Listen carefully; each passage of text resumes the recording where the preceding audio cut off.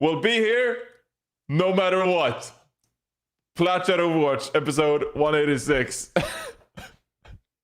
Hey guys, did you see that really funny clip that someone retweeted about us talking about the animals? Remember that? About I fighting the wolves? did. Yes, Yeah. yesterday was That- really Yeah. fun, guys. Yesterday was Yesterday really fun. and today is just as fun. I don't think there's anything that could bring down my mood. Glance at Twitter. Never mind. Wait, what happened today? Guys.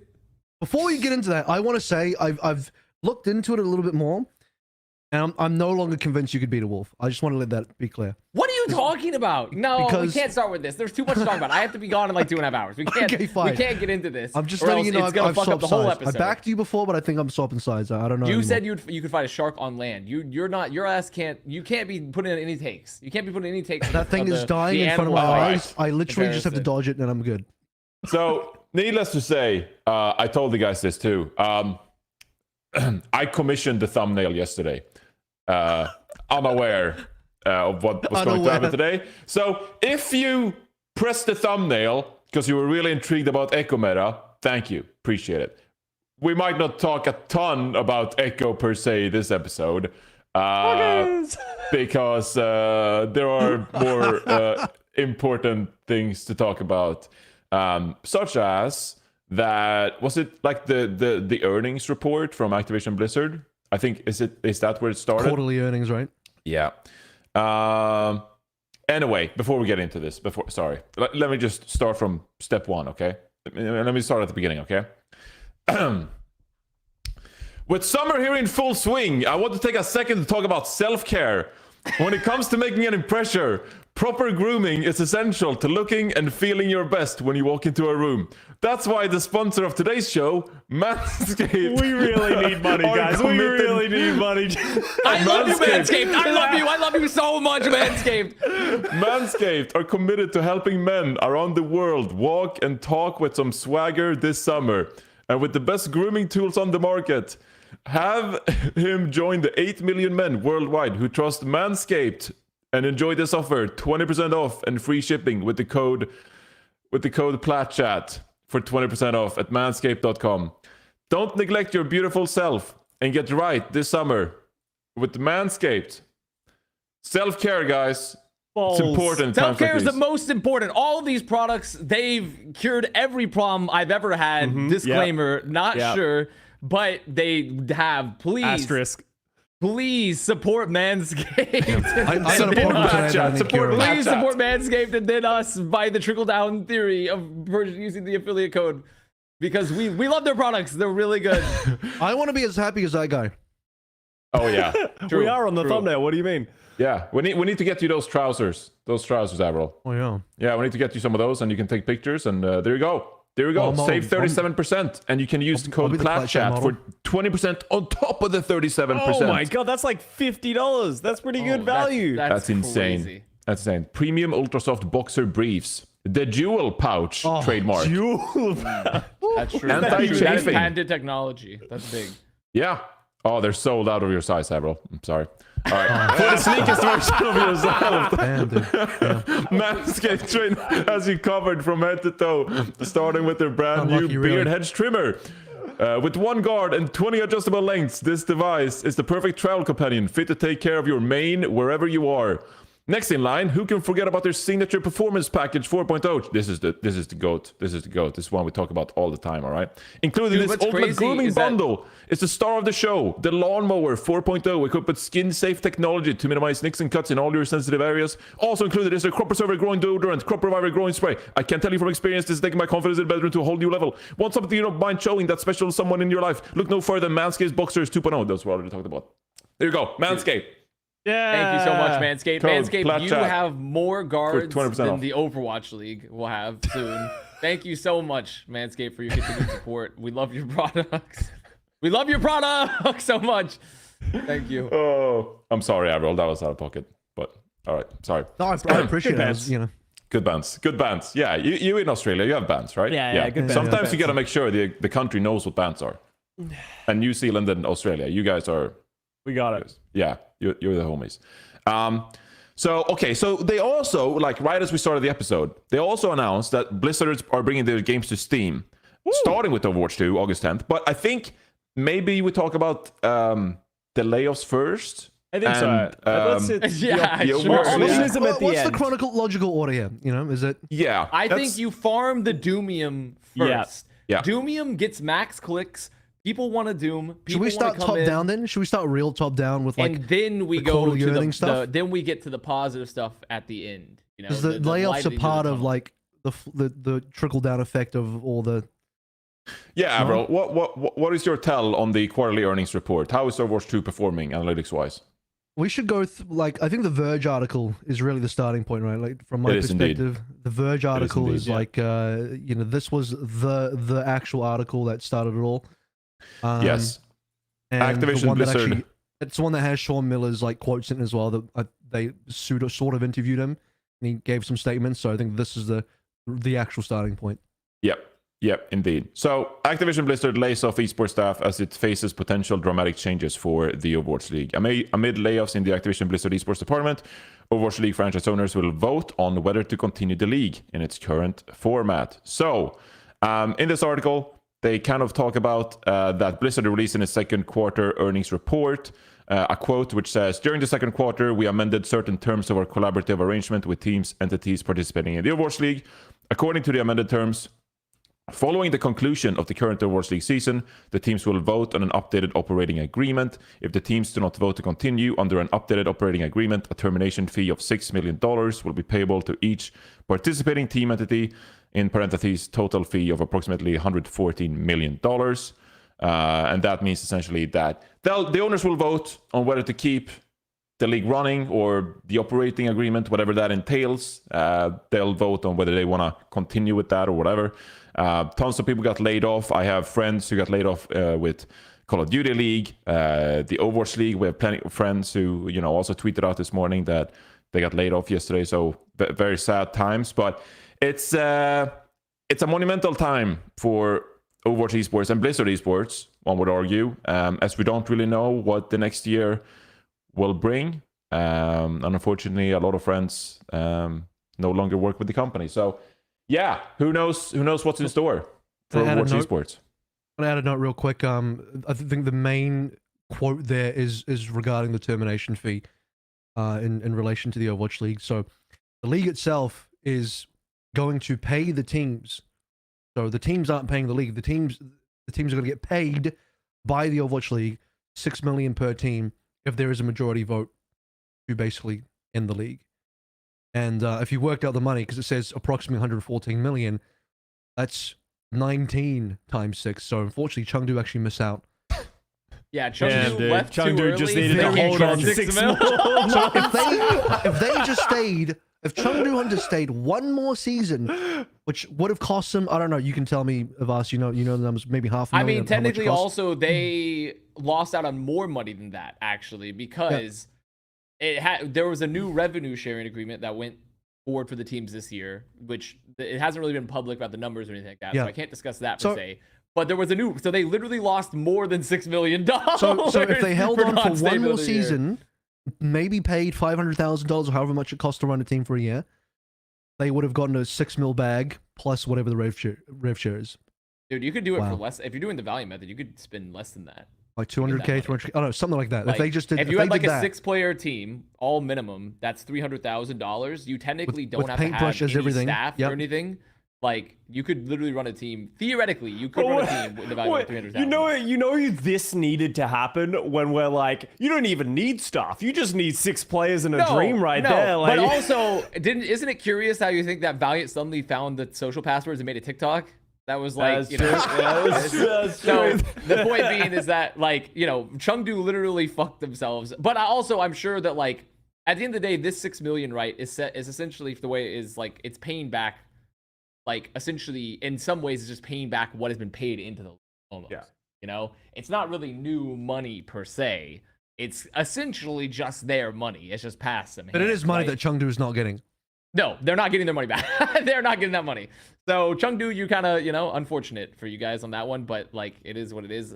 I think personally also, do people understand like So people, because I think a lot of people are confused because like the announcements coming out today is like, it sounds like everyone, I've seen a lot of people on Twitter be like, whoa, the league's over, like it's done now, like there's no playoffs, like no broadcast. Jake put a tweet out being like, hey guys, it's been great, and everyone's like, whoa, Jake, did they lay you off too, like did they cut you? It literally sounded like Jake's walking Jake away. sounded like It's like I'm walking into the ocean. Yeah, Later. Jake's tweet sounds like he's done. Bring Like the it tweet up. sounds like that his ass has been fired, essentially, which is not the case. Oh Like, yeah.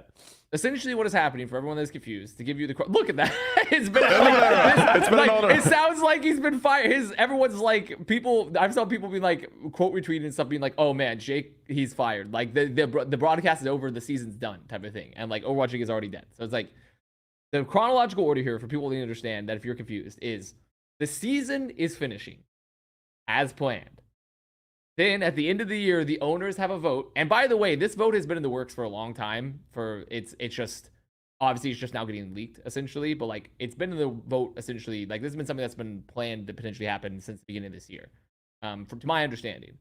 And then the teams vote, and then as I understand it, it's a super majority of the owners have to then to agree to end the league in its current form. And this is after, by the way, because the point of the meeting is Blizzard, Overwatch League themselves, like. Whoever, I guess it's essentially just Sean, maybe Matt's gonna be there, I don't know. Like essentially they're gonna present their operating plan for how the league / will look in their new operating plan moving forward. Like, what is this new plan we have for you as part of like some of these changes we've made? Here's our path to like earning you more revenue, and like here's what the league's gonna look like, right? So the league will present their plan, and then the owners will then vote, do we continue with that, or do we want to just dissolve the league in its current format and get paid $6 million, right? So, which obviously, as we marked upon this, $6 million is a drop in the bucket compared to what some of these initial teams, in particular, like the first 12 teams, have invested into the league, essentially, between like specifically because of the franchise fees and stuff like that, and also because, let's be honest, a bunch of these teams were honestly moronic and they spent way too much money for no reason, like literally no reason. I've heard some still heinous stuff coming out of some teams even this year. I'm like, guys, you need to like stop spending all your money. Stop it. Stop spending so much money. That's a whole separate rant. But like, so that is like the chronological order of what's going to happen when the year ends. The playoffs will happen. Everything's going to happen. Then there's going to be a vote that happens where Overwatch League, the current people like present their plan and the teams vote. And if it passes via supermajority, then the league in its current format will be dissolved. And as Sean Miller noted in the article, Overwatch Esports in some form would then continue. It just would not be the league anymore. And I like that's something that I really want to like hit on, because like obviously there's everyone's coming out of the woodwork of who's been around for the last 6 years to sort of like put in their 2 cents over like how this league was just a bad idea. And I think we can all agree, especially now we're at the end of it, that it was just like a terrible model for like an esports. It was just like overly ambitious that needed to be propped up on like a crazy amount of money. And then when the money dried up, this is why we are where we are now. But like personally for me, I'm kind of optimistic about the direction that Overwatch Esports could go in. There's going to be a winter. There's going to be some dark times, but like I'm honestly hopeful that Overwatch Esports can go to a more like genuine model that is just like successful for the players and the teams, and you know we don't have to deal with a lot of the red tape that we have with Activision Blizzard, who are the sole runner of the Overwatch League. And it feels like that's been the thing that keeps hamstringing us over the last few years. So I'm like somewhat optimistic that it could be, it's not going to be as big as the Overwatch League, at least not anytime soon, but it could at least be better than what we've got now. So. Yeah, so in this article, as you guys have already kind of hit on, Sean Miller, provides some quotes. It's like, I want to be clear on one thing in particular. The Overwatch remains committed to competitive ecosystem in 2024 and beyond. And we're building towards a revitalized global scene that prioritizes players and fans. So, it says Miller didn't clarify exactly what our 2024 could look like, but said that Overwatch Esports team is looking at other esports leagues, for example, including a league from Overwatch's own past, the Apex tournament. So, the old Apex tournaments. Well, maybe don't make them all Korean, because that kind of sucked for me and Custa. But yes, I mean, it seems like they're committed to something in 2024, which, it's good news, but who knows what that's going to be, what opportunities that's going to present. And I also, think this is incredibly interesting from sort of the perspective of what people think of Overwatch Esports moving forward, because a lot of people, obviously, when we discuss this, they very much hate the franchise model and they hate the Overwatch League and sort of like what the Overwatch League was. And so it'll be very interesting to see moving forward if, you know, if we get into a better system, you know, whatever that is. Very that's polarizing more because you either love it or you hate it. I've heard people say they either love it or they hate it. Yeah, like, there are people people going that to got love into that, or will Overwatch they just not League care? just for the franchise model, right? There are some people that have said like, I got into this because of this franchising model. Obviously, It's such a that's, like- minority, though. I it's feel like yeah, there is a minority of people that obviously I wouldn't say that's the majority by any means. Yeah. Like, obviously, working out of a city has leverage. A lot of fans and a lot of people have fallen in love with the league because of those reasons. I just don't like you're ostracizing such a huge portion of the market by just like doing this city-based model. Like, what do we have? Like, our league is like 60% Korean, but 13 of our teams are like based out of North America, or at least like city-based things. And more than like half of those teams have never leveraged their city anyway. So it's like, I don't know. It was a good idea in theory, right? Like, it, you know, traditional sports does it, all that idea. But like, we can all say now that in theory, absolutely did not translate to like a practical league, because that's why we are where we are. I want to bring up one last thing from the article. I think this will basically be the last thing in the article because this is right at the bottom, kind of around where Johnny was just looking at. But it's a couple statements from the former employee that was anonymously reached out to by the writer of this Verge article. They essentially said that with all the layoffs, there's a specific quote at the bottom that says, they may be able to keep a skeleton crew on to close out the Overwatch League and World Series of Warzone seasons in the next few months. In my eyes, they are completely unequipped to internally support anything esports after that.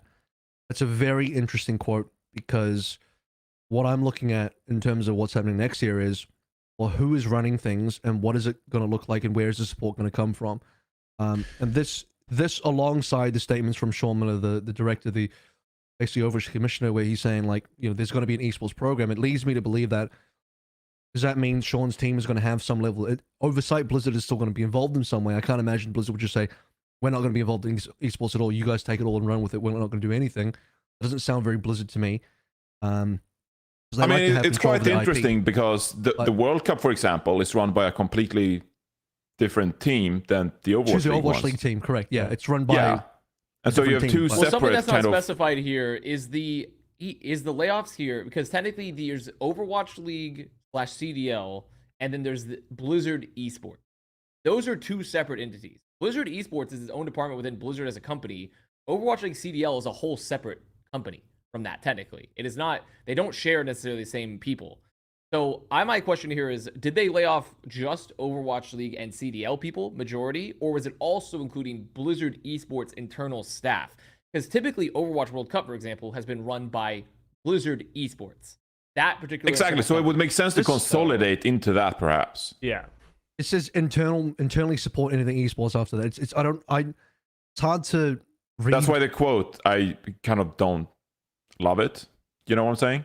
I think it's a little bit. It's a little bit difficult to understand as well. It's like there's a lot of interpretation, like, which department we're talking about. But you know, it could either go that, you know, there's still going to be decent amount of Blizzard support, or there's not. Does this go? Does Overwatch Esports, like actually what happened to StarCraft 2? Blizzard just said, ESL, you have StarCraft 2 now. You handle that. We're not going to touch it anymore. That could be an option. Like, I don't know. Does OGN obviously doesn't exist in Korea anymore, but does it just get given to an Afrika WDG type deal over there? Whoever wants to pick it up, where else? It just sort of a different third-party partner sort of operates, and to what level do they get that, if they get it at all? You know, those are the questions that I have moving forward. Yeah, that's the optimistic take for Overwatch Esports, is that we go back to that, like, you know, circuit-based model where everyone has their own regions. You know, you could have a fucking Europe could have Overwatch Esports again. Oh my god, that would be crazy. And you could have like that. You could have Korea. You could have North America, and like it could go back to what it was in 2016, 2017, where you have all these regional events that people can travel to, and then you have a couple of international events. Like, that's the optimistic approach of what next year could look like. I think it's the realistic approach. I agree as well. Assuming that Blizzard are hands off. But I think they're going to still be hands on to some degree. I just don't know to what degree Blizzard are going to be hands on. they need to support those circuits in some way, but they're not going to run them, which I think is like that's what it sounds like to me. yeah, and I think that would be great. Like obviously it sucks that we know so many people who have helped make the league run over the last few years, and a lot of them have lost their jobs because they're not going to do it internally. That's for sure. They're firing all the employees who ran it internally. So if they hire a third-party organization to run it and then they just sort of give them the keys to the car, I think that could be good, and I think that could be a better model for Overwatch. I don't even think esports. they're hiring. I think they're just giving. I think they're just giving licenses. Oh yeah, but that's what I mean. Do esports with their IP, and my question then ends up being: so what does Blizzard do? Do they give price pool to support? Are they supplying any sort of stuff? Are they running It could anything? be much or is like it how just- Riot does for fully hands-off? Valorant, where Valorant, like the Riot Global technically doesn't necessarily run a lot of their Valorant circuit. It's a lot of third-party organizers where the global team essentially gives them like, here's like Kinda a lot of our whitelisted, right? overview, our purview, and our price. There's a freak and, who like, runs here's the price pool. VCT Pacific. Exactly. Yeah. So Yeah. like it's really not an unheard of model. In fact, and this is something I was going to bring up in addition to your point. I had been understanding that this was like a very likely scenario, regardless of like, let's say the league was gonna is like 100% continuing either way. I had kind of heard some stuff through the grapevine that like this was always coming because it just made more sense for the league than running a big production and like a big internal crew, which is really unfortunate because the internal crew is extremely passionate. All the people that have worked on like the broadcast to the product end to the marketing, a lot of those people that have been internally inside Overwatch League as a company are like a really talented group of people that have been really involved and passionate about the product. It's just obviously from like a perspective of like, where do we see the product going? It was seemingly this was going to be the direction regardless of kind of what the vote decided essentially at the end of this year. Yeah. Was that this is likely going to end up happening.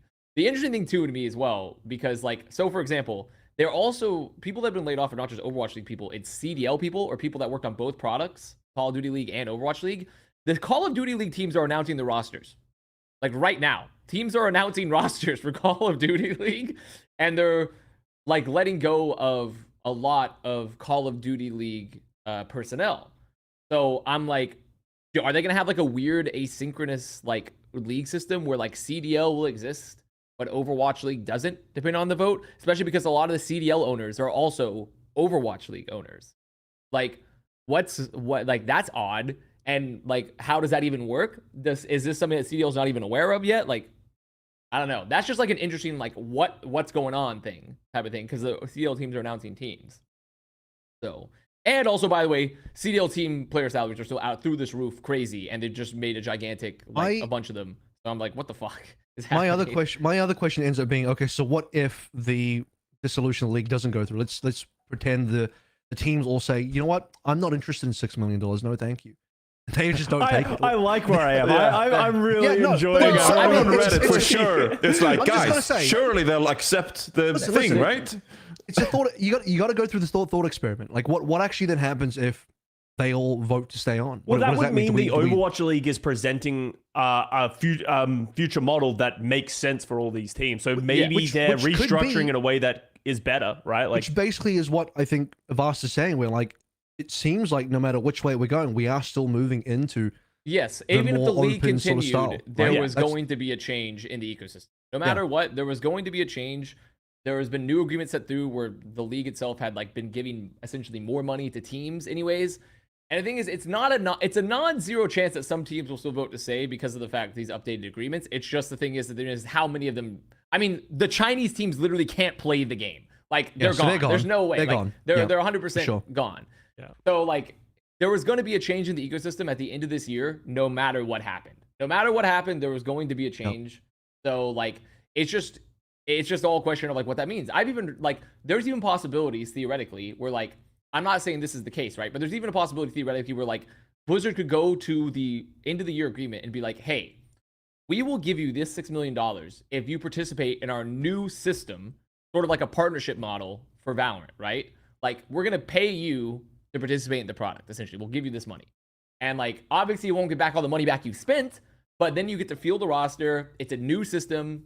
You know, here's our circuit or whatever. And here's a bunch of money on top of like some, whatever existing agreements we have to like move forward, right?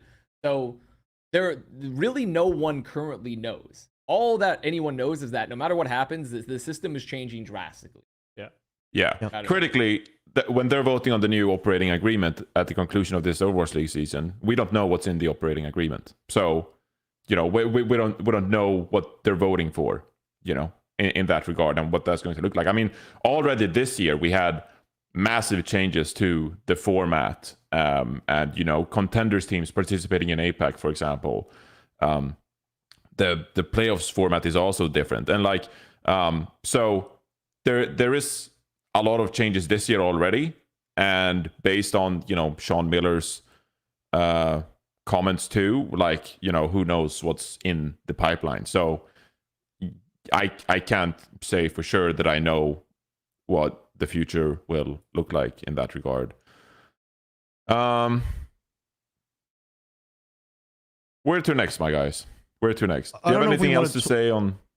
I don't know if we want to talk about any of 'cause I have a take for something that I think needed to go and needed to change. It's maybe slightly different, sort of similar to what's already been said in terms of because we sort of talked about city-based models and franchising and all of that. I'm sort of mixed feeling about that. I'm personally not a huge fan of city-based stuff. I'm not against franchising because I think when you look at the Riot models, franchising can be done right. So I'm not anti-franchising.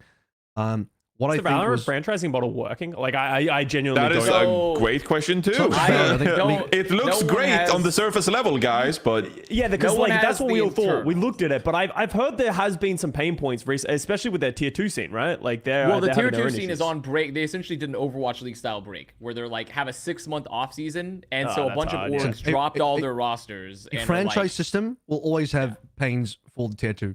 Yeah, I think that's and the thing is, there still isn't the thing is, as far as I understand, for the partnership model for Valorant, they offer a scaling stipend essentially. So if you're part of the partnership, a part of the original or if you even earn partnership theoretically, by winning Ascension, you get a base. Here's your base stipend that you would get of X however many 100,000.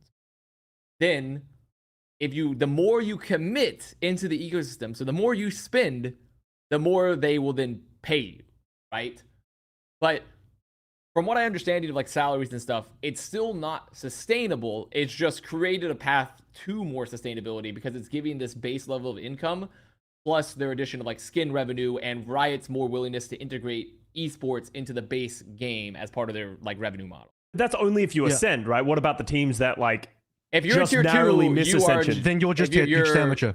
You're just amateur and you don't get that many opportunities. So you can't. So it's difficult to invest in a team because you're essentially rolling the dice on whether or not you're going to hit the ascension, right? If you're going to spend lots of money on player salaries, because player salaries in Valorant are also quite They're inflated very high, right now, and right? that's the thing. That's the crazy part. The stipend, even for the partnership model, really doesn't even cover any of the player salaries for the most part. Not close. Unless you're keeping your budget lower, which some teams have done.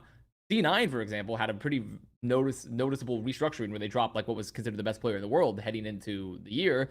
EG, I've heard, is even though they have 20 players, so even though their salaries may not be super high, they have 20 fucking players, so I guess it scales. But that's still the problem, right? Is that at the end of the day, if the operating costs are so high, it doesn't really matter what the model is if the teams don't decrease their costs.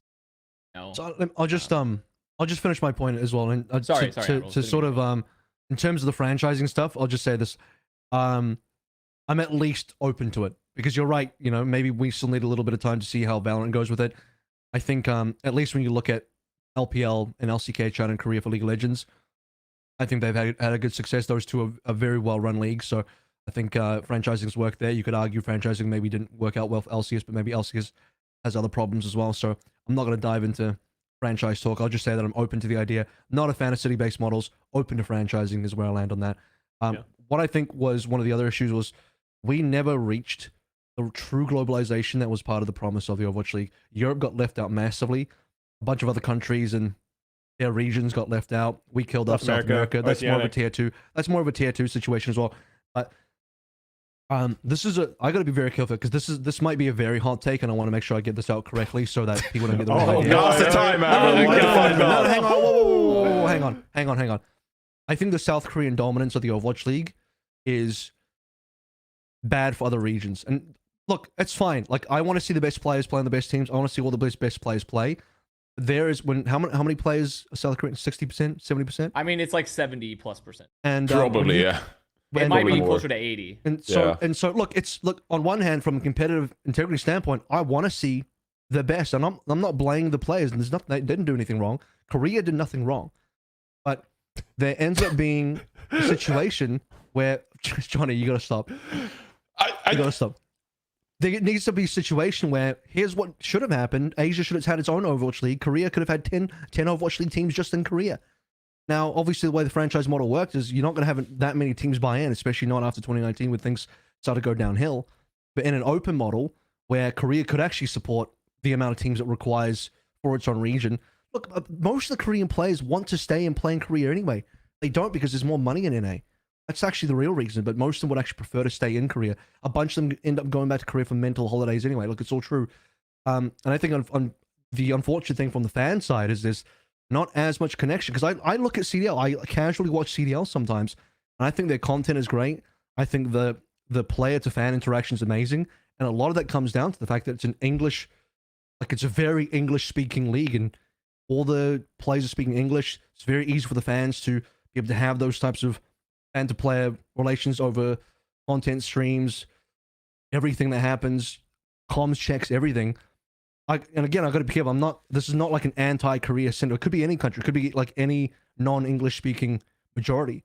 But if you want to win the Overwatch League, you have to get pretty much a majority Korean team, maybe a full Korean team. And Scott, you brought this up a little bit earlier, but you even mentioned these city-based teams that are based out of like, Texas or LA or wherever. It's like full Korean teams. And again, from a competitive standpoint, that is fine. You want to win, that's fine.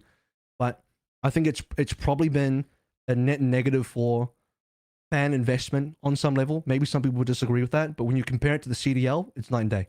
Oh, that's less than I thought. Like, and if you think about like Dallas Fuel is a prime example, is they're a roster that's been like ingrained in the Overwatch League since the beginning of the league, yet they have a fully Korean roster now that in this year, Hastro came out and said, he's like, the team wanted to go play out of Korea, and we ended up respecting their wishes. Like, it's a fully Korean team, one that's been like ingrained in like Texas and North America and put so much investment into the league, yet they just like went off and left with the Korean. Like, that's, as you said, you can't blame the Koreans or the Korean players or Absolutely all that type of stuff. That's not their fault. But that's sort of been one of the huge hindrances that the league has had of just like dealing with that. Like, how do you have a city-based model that has so many North American teams that aren't really represented in any way?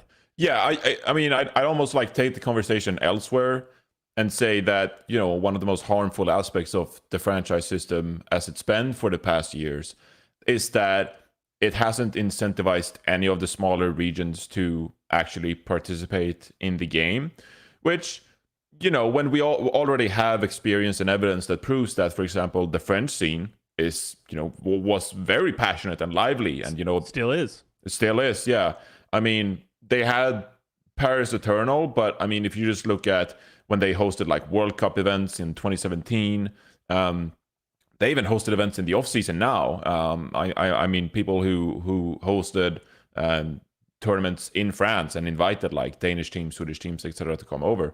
And so the franchise system as it's currently, it's not really incentivizing fans in France and the French scene to really flourish and make the most of their passion and investment into the scene.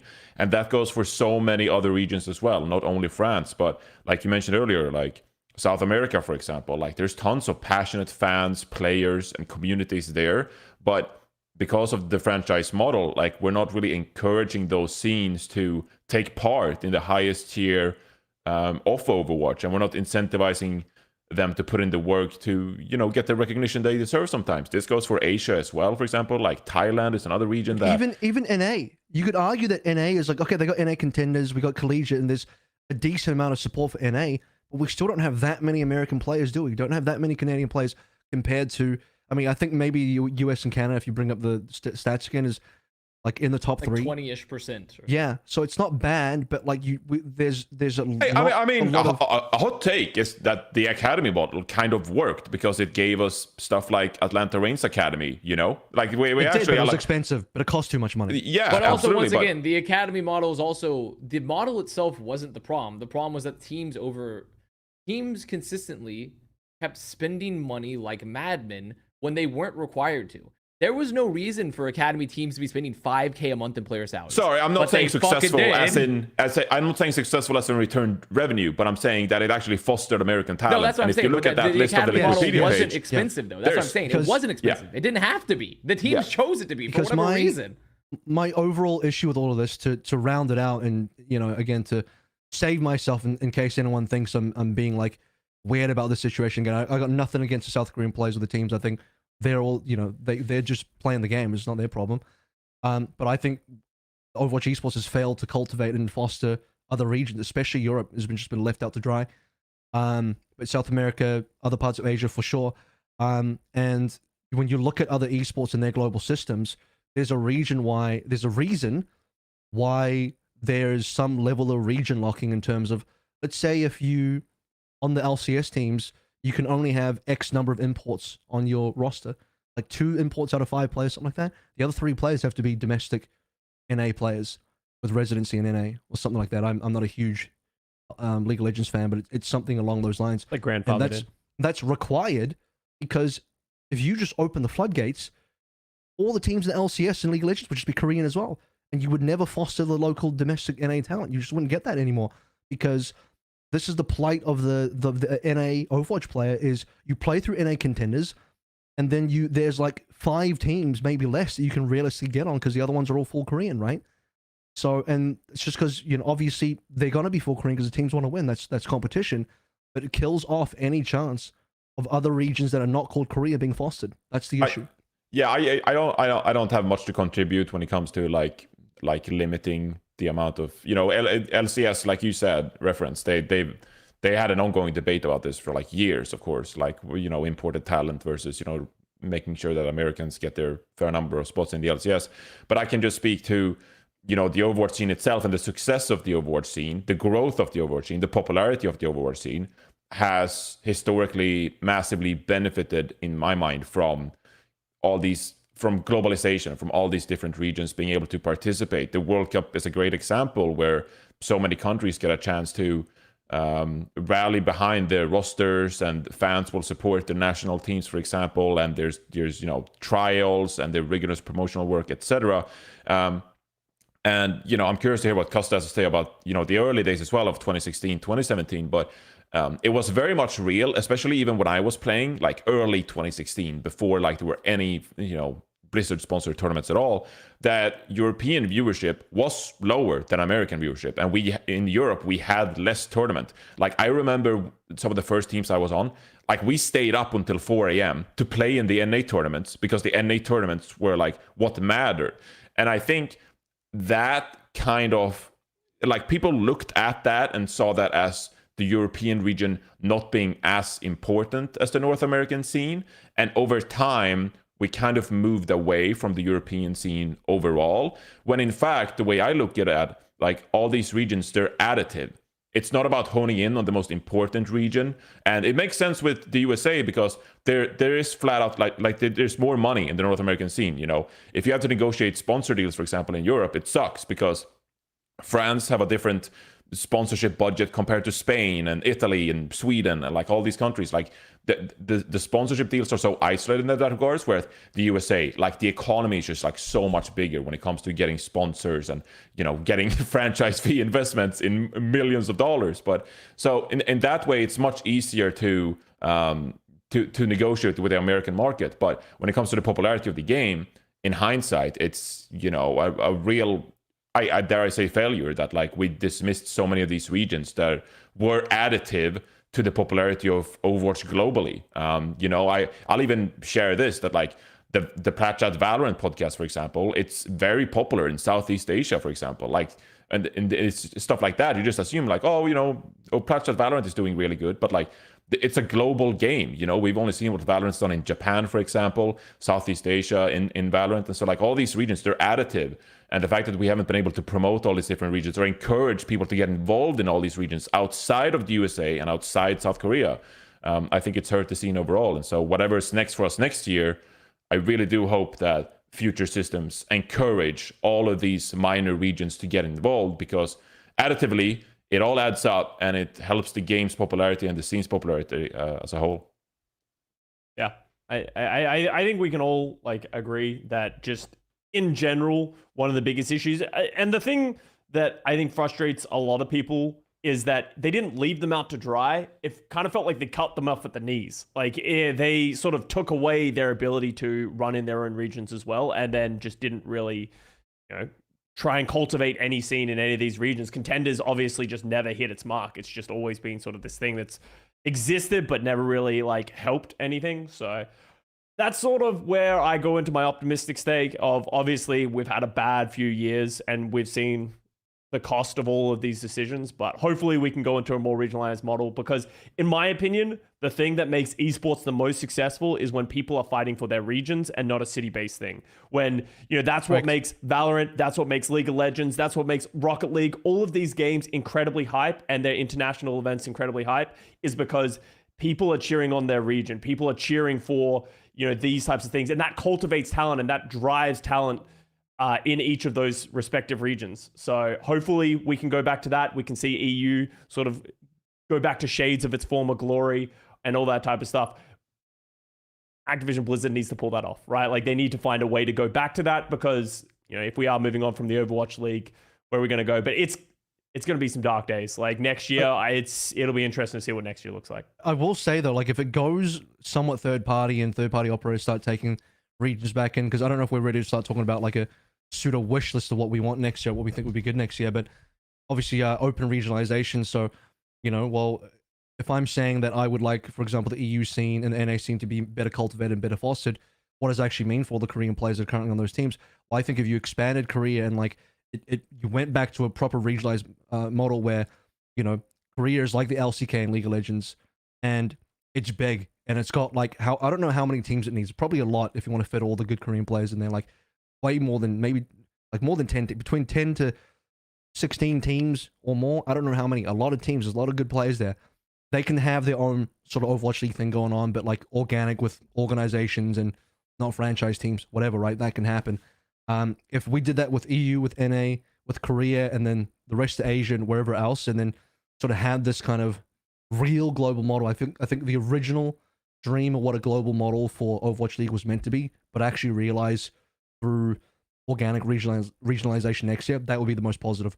My only question would then be, so to what point does it still become possible to have like a world final? Like, how would you still do like a mid-season madness or a final playoffs or final world championship? Somebody's still got to organize that. And I don't think, let's say you gave it to an ESL, they're not going to run the whole thing. They're going to run the everything for the whole world. I hope they wouldn't, because they don't have the resources or I think the output to cover every single base.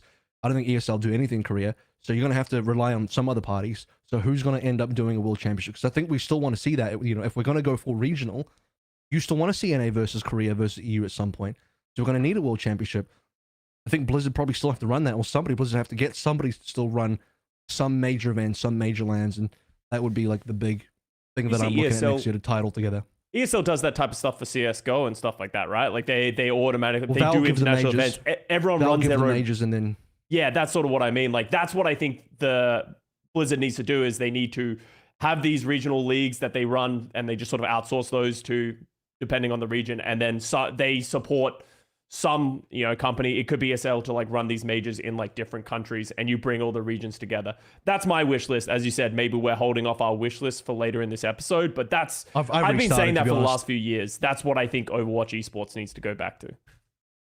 I like how Avril's like, I'm about to drop a hot take, drops one of the most commonly repeated takes. No, I don't. No, is it because I don't know. I'm just trying to be careful, because it is people going to come at me. Of course, everyone's mad that Europe got rolled. Everyone's mad that South America got dropped. I've seen that repeated over and over and over again. Like it wasn't that South American EU got dropped. It was that I think like the super Korean dominance, while it's like good for competition, is also bad for like regional growth overall. That was the overall take, and that could go pretty sour if people choose to. Oh, Avril's the Avast. Oh no, you good. You're back. Oh, okay, we're so back. Well, the only reason that there's a hyper Korean dominance though as well is because of the regions getting destroyed, right? Like, if there's more opportunity for other players to get a limelight, there's more opportunity for like other players to be on like international teams. For example, like when you look at the Valorant model, like you could see like Brazilian players going to North American teams. You could see like other LATAM players, European players going to more North American teams. But like the thing is, like, when all the regions got removed, of course, if there's only one region left essentially that's getting support still, Korea, of course Korea is going to continue to produce the most talent. Yes, because and they're I'll getting the challenge you on most that. support. It's not about just about this. Like, yes, if South America didn't die, we would have supported them better. That would be good. But the more issues, there's not enough teams. There's only 20 teams, 12 to begin with. And if you actually look at the franchise, where are they from? They're majority North America, but they were also majority Korean players. So really, the what I'm trying to get at is there's not enough space for all the talent that exists. And so of the 20, because there's only there's only 20 teams. You can only have so many people. We're now way away from the days where teams have 12-man rosters, and even when they did, it was full of Korean players anyway. So yeah, okay, so even less teams. It's even worse teams. Even less teams. So again, my point is you need to allow an ecosystem where Korea is big enough that all the Korean players could actually just play in Korea instead, where they prefer, as we've talked about with guys like Dallas saying we just want to go back to Korea. That's actually what the players wanted to do. Yeah, of course. I mean, I think that's what also a lot of people have been. I remember this was being proposed in like season. There were people fighting for this in like season 2, even, or like season 1, like that. People being like, we should just go regionalization again, because like, especially when COVID hit. COVID was just like obviously a huge catalyst for a lot of esports and like for the Overwatch League in terms of like changing up their trajectory and like the format of it. But like, as soon as everyone saw the travel schedules and like thought about like what was happening, everyone's like, we should just be regional anyways, because like once teams in like season 2 in particular, I think season 1 it was still pretty heavy Korean focus, obviously was season 1, but once season 2 happened, it started going like, we saw the trend, like the trend happened. People were like, we should be regional, we should have regionalization, we should have region lock, we should have, people were proposing on this model of like, I think this is something that everyone saw coming for a long time, because they saw that like talent wasn't being fostered, and obviously the regions with the most support produce more talent, and there was already so many good Korean players that it's hard the problem to is? find everyone teams. If you region lock Overwatch League and there's only 20 teams, then a shitload of good Korean players have to play contenders, and that's bad as well. So that No. I mean, yeah, exactly. There was no good system right? with it. Exactly. No good system with Overwatch League with like So with the number of teams. Only like an actual open regionalized system would allow that much amount of talent to still thrive, because either you're choking the amount of good talent there is because you're forcing teams to be worse than they actually can be, or you're opening the floodgates and letting every team be almost full Korean. It didn't really work for LCS anyway, did it? Yeah, well, you can do a teething issue of like, yeah, maybe this is not a good idea because this is what LCS did, is you can grandfather Korean players into different regions, because it's like, if you like, you can have, let's say some of these Korean players, they don't want to go to a Korean regional league because they don't think that, it's going to be incredibly oversaturated. If you've played for a North American Overwatch League team and that kind of stuff, and then like those teams ended up becoming in this North American circuit, you can grandfather them in, and that would help slow like the bleeding of just like, nope, if you're Korean, you can only play in the Korean league. I think you could do things like that. I think Valorant's done it well, where like in NA, it's just North American, South American players on those teams for the most part, and then EU players, and Asia's full of the Asia players, and that way everyone's got their own thing going on. Everyone's like, they're able to have enough, I don't know, slots. So hopefully they have enough slots to cover the amount of talent that exists in those regions. And that's how it works out naturally anyways, because when you put enough slots in the region for teams to play, the majority of the talent's going to be playing in their home region, Like, people are going to want to play in that region anyways, for the most part, where they're from. And also what Valorant did for good is that they fostered like a grassroots scene, and then as soon as the grassroots scene happened where all the regions were being developed simultaneously, then they region locked it. So everyone had already had that kind of pipeline built. And then they were like, now the talent is staying in their region essentially, with some minor movement possible between the two. So because then your normal esport is basically the World Cup in a way. Like it's might as well just be its own World Cup, which is, and as we've seen, like World Cup. I think the World Cup is here to stay. Yeah, like for sure.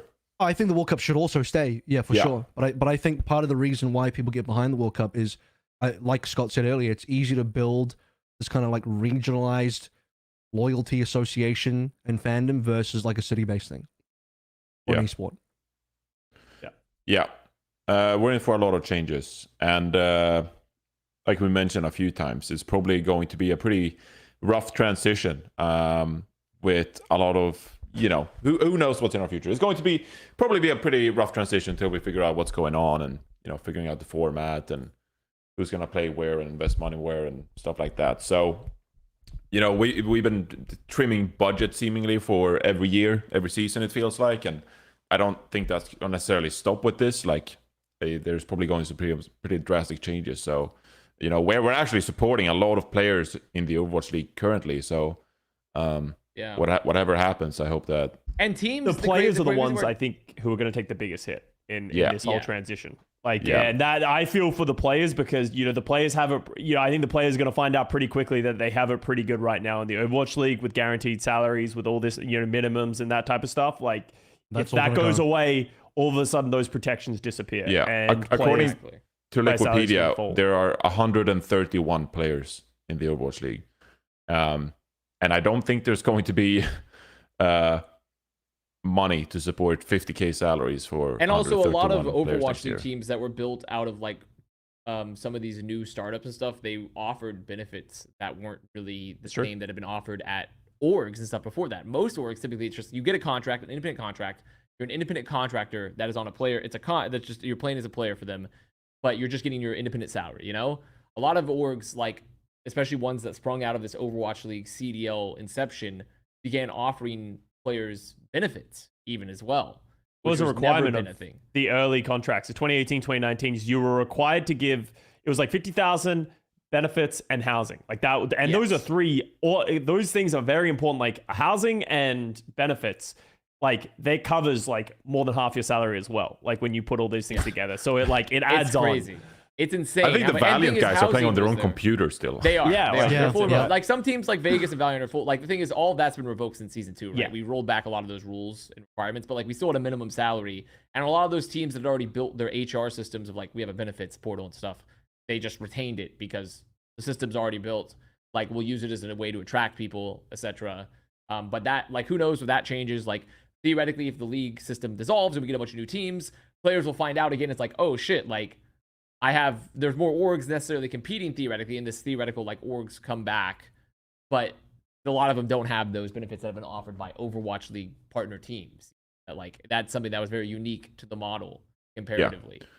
Yeah, so support players in this regard because it's going to be a rough transition for a lot of them, and you know, depending on what happens to operation agreement, what happens to the format, what happens to all of this stuff, you know, it's hard to see not some players at least retiring at the end of this season if there are major changes that might not be you know positive necessarily for some of them. So who knows what's to come, but it's going to be a bit of a rough phase. I Speaking feel of like. Speaking of players, real quick, Connor, didn't you guys just pre-order a player for 2024? Like I said, What's Marcus I What's don't- Marcus I up to don't- today? Does he read I any don't news write like, hold the up? contracts or deal with the competitive operations necessarily. He's like, I'm meant to be playing next year. Is there still going to be a league next year? Because I'm meant to be playing next year. I mean, the thing is that from my understanding, also that was like, I don't know how many people here know Gumba very well. I know Gumba. pretty well. So Scott knows I guess Gumba it's, pretty it's well. mostly Johnny. Johnny doesn't know Gumba that well. So essentially, Gumba has the inability to. Essentially, I would say Gumba views the world very differently than most of us. He kind in of looks how like we, Gabe Newell for sorry, that fuck. one a little bit, yeah. Yeah, Which that'll he's be good. relevant for later. That'll be Yeah. later, but like that's. I would say to me, Gumba's tweet. I can't control his tweet. I'm not his boss. Was ill-advised. Was ill-advised and not the way I would communicate certain things. But Didn't Albert also tweet? It was basically like Albert tweeted better it, version of and Gumba's when you damage read control? Albert's version, it makes a lot more sense. But essentially, it was not a. It wasn't a pre-order, from my understanding. The goal was, like, obviously, if there's a double flex support meta, Chorong can play like Kiriko, but he's not really a true flex support player. So, like, I guess that was the point of grabbing Maka because Sana got traded, right? Is like we have like a true flex support option. I think Gumba injected some other things into it that maybe certain parties. Well, you wouldn't need expect. six We players have as no well, right? plans to field Maka at this season. Yeah. I think Gumba injected some things into it that might not have been like the way I would have phrased certain things. So this is more of a thing of like Gumba is Gumba, you know? I think if you read Albert's tweet thread, it sounds a lot more like, I was like, oh, that makes a lot of sense. Why would I read But- Albert's thread when I've already read Gumba's thread? Yeah, exactly. Well, like I said, you just get to see two sides of the coin. No, I is prefer what to I'd look at say. one side of the coin. So, but as everyone knows, as the two, OCE people here know, Gumbo is a very particular human being, and the way he communicates is a very particular fashion. Sometimes he just needs to So- stop cooking, you know? Pre-ordering players. So yeah, Yoink. the thing is, the goal is that like the visa is in the works, so like it's not like they have like Maka would theoretically get his visa in time to join the team before playoffs potentially. So like, I don't know. Why are you asking me? I'm not the GM of the damn You know, team. ironically, Like, you know what the real irony is? Marco was meant to. You guys were meant to loan Marco out to NT to play out the rest of the season contenders. yes, but then they lost. Except his team lost to the Australian team. Yeah, Honeypot. Yeah. Honeypot they did go- it. they go And Honeypot. the Australians And- knocked them out. his team. Yeah, see, his team just when the Australian fucking region lost. comes through next year and we have this regionalized model and we have a Worlds, Australia's going to It'll come be show nice. these frauds how to play Overwatch. It is going to be very interesting as well from a financial standpoint, just as a final caveat for me about this topic of like, so this is something that is really interesting. It's occurred very recently for us, but on our side for Misfits, for Mutineers and Mayhem, we for the past year or so, we have actually been running for the first time ever in the black financially. So like Explain as to in the we viewers what that were means. Making money. we were making money. We were making money for this first year for those two franchise teams. PogChamp! And now- we're making system money and then works. throw it in the bin. But now the system Wait. is obviously changing. So like, You're about to who be 6 million knows? in the green. Yeah, so, I was you gonna know. say. Ah, You- true. You're That's a gonna one-time go payment. for 6 mil. That's a one-time payment. And also, like, who knows? Like, maybe we get the 6 mil and then Ben's like, okay, fuck esports and I have no job. Like, I don't know. Like, right? So, like, we'll see. Like, because especially because who knows what happens with CDL too. Like, I don't know. But the point being is that, like, it's interesting for some teams that maybe if, like, the real point of this rant is there was, with the changes that have been slowly been made to Overwatch League, there was a slow path towards sustainability being made. Not that it was perfect. It definitely needed to be changed still. But in my mind's eye, I look back at this, I look about the comment like the academy system, right? I would like the academy system too expensive. It wasn't. It wasn't too expensive. The teams just chose to make it expensive. The teams every step of the way, if I didn't know better, half of the executives and GMs and coaches and management people, especially on the management and GMing side, were born on another planet in a different universe where instead of oxygen, they need money to live.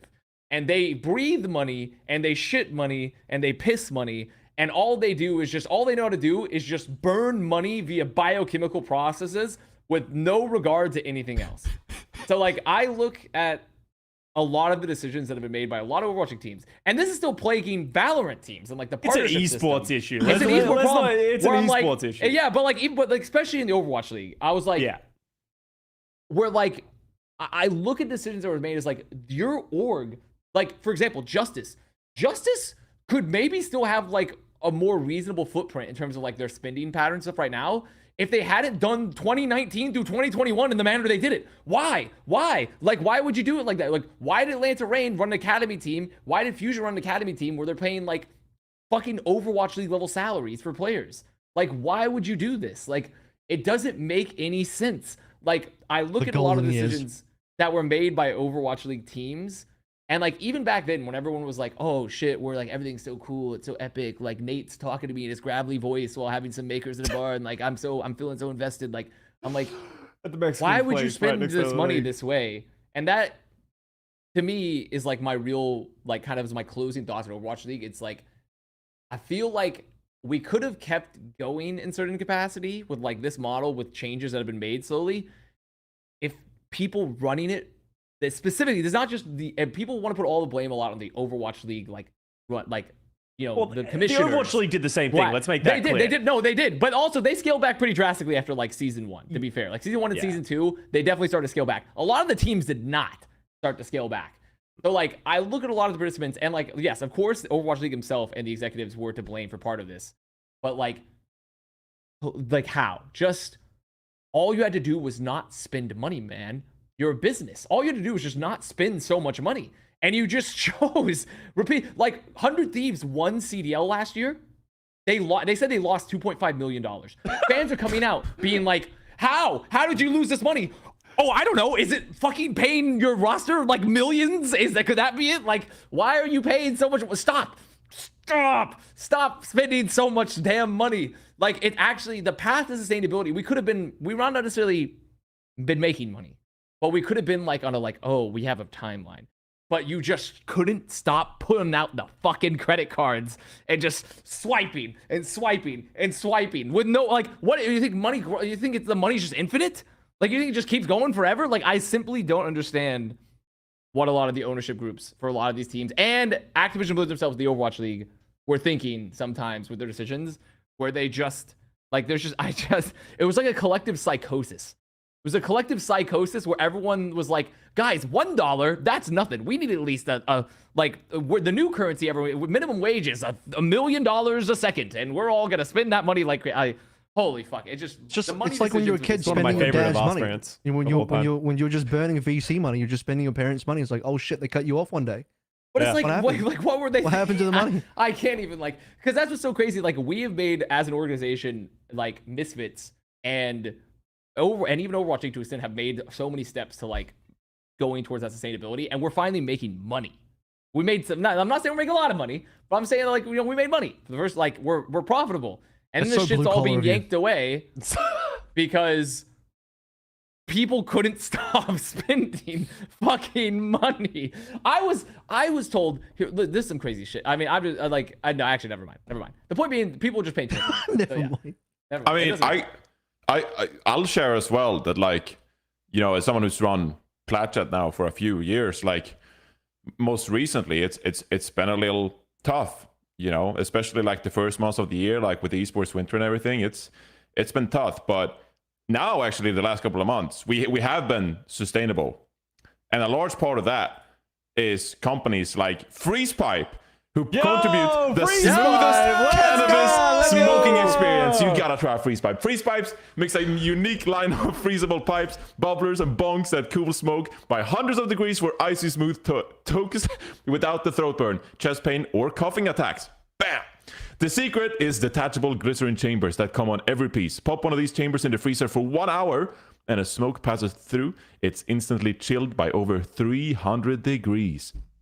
Proven to outperform traditional pipes and bongs. Simply inhale and relax as FreezePipe's icy glycerin chambers do all the heavy lifting. Shop the smoothest pipes, bubblers, bongs, dab rigs at everyday great prices by visiting thefreezepipe.com and use code esports for 10% off your entire order. That's thefreezepipe.com and code esports for 10% off. Shop today and say goodbye to harsh smoke forever. I think, oh guys, you know, we don't have, after this year, we don't have to work in an organized manner. Johnny, just give me a pipe. I'll let, you know, fuck it. We'll go. We'll test it on stream because at this point we have no reason not to.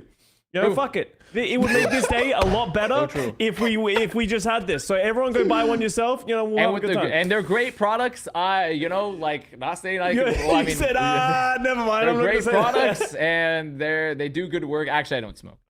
But like, but the thing is, if I were to be getting a FreezePipe, maybe I would. No, I still wouldn't actually. But like, if you want to smoke, the great products. Plat Chat is sponsored by thefreezepipe.com. We appreciate them very much. It's going, I'll just say this, okay? My contract's up in October. It's going to be a long off season, probably. So, you know, we love you, FreezePipe. We love you so much. We love FreezePipe. You're the best. I urge the chat to love FreezePipe too. That's all I'm saying. I'll look into that, Scott. I'll look into that, Scott. I'll look into it. Yeah. October's going to be a month. What if you build a Plat Chat compound and it's the FreezePipe bong compound? And then that's where we film all the cons is in there. In Los Angeles as well. I'll find you in the middle of Santa Monica. No, it'd be very cheap. The most expensive place possible. Cheap place. We'd go somewhere cheap. We'd go somewhere really cheap. We'd go to like Death Valley, you know?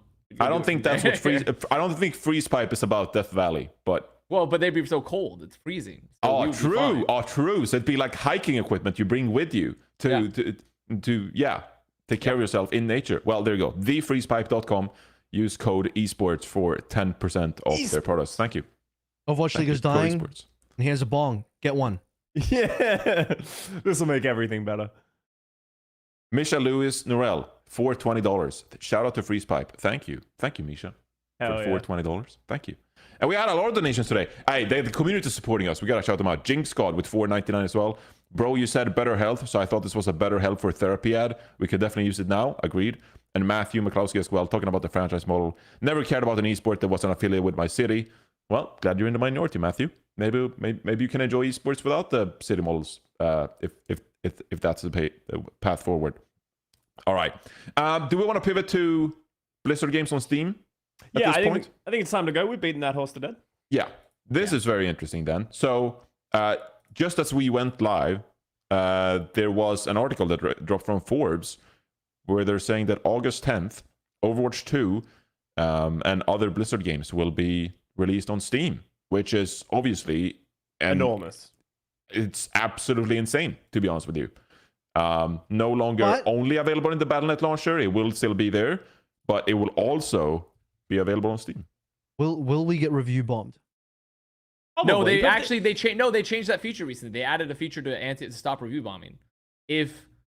From what I understand, Steam recently added a feature where if you don't have X many hours in the game, if a bunch of Oh, thank reviews are God. posted, they just like delete the review. What do you mean? Most of the God. people who hate on Overwatch have like 10,000 hours. They're those No, but people I'm that saying, like but the thing played is for the 10,000 Steam hours, review one bombers, star, worst game I've ever played in my life. They're delaying it. They're delaying it because okay. they would have to get a number of hours into Steam version to essentially then review it. I imagine. I will add that Call of Duty and other Activision games have been on Steam for a while.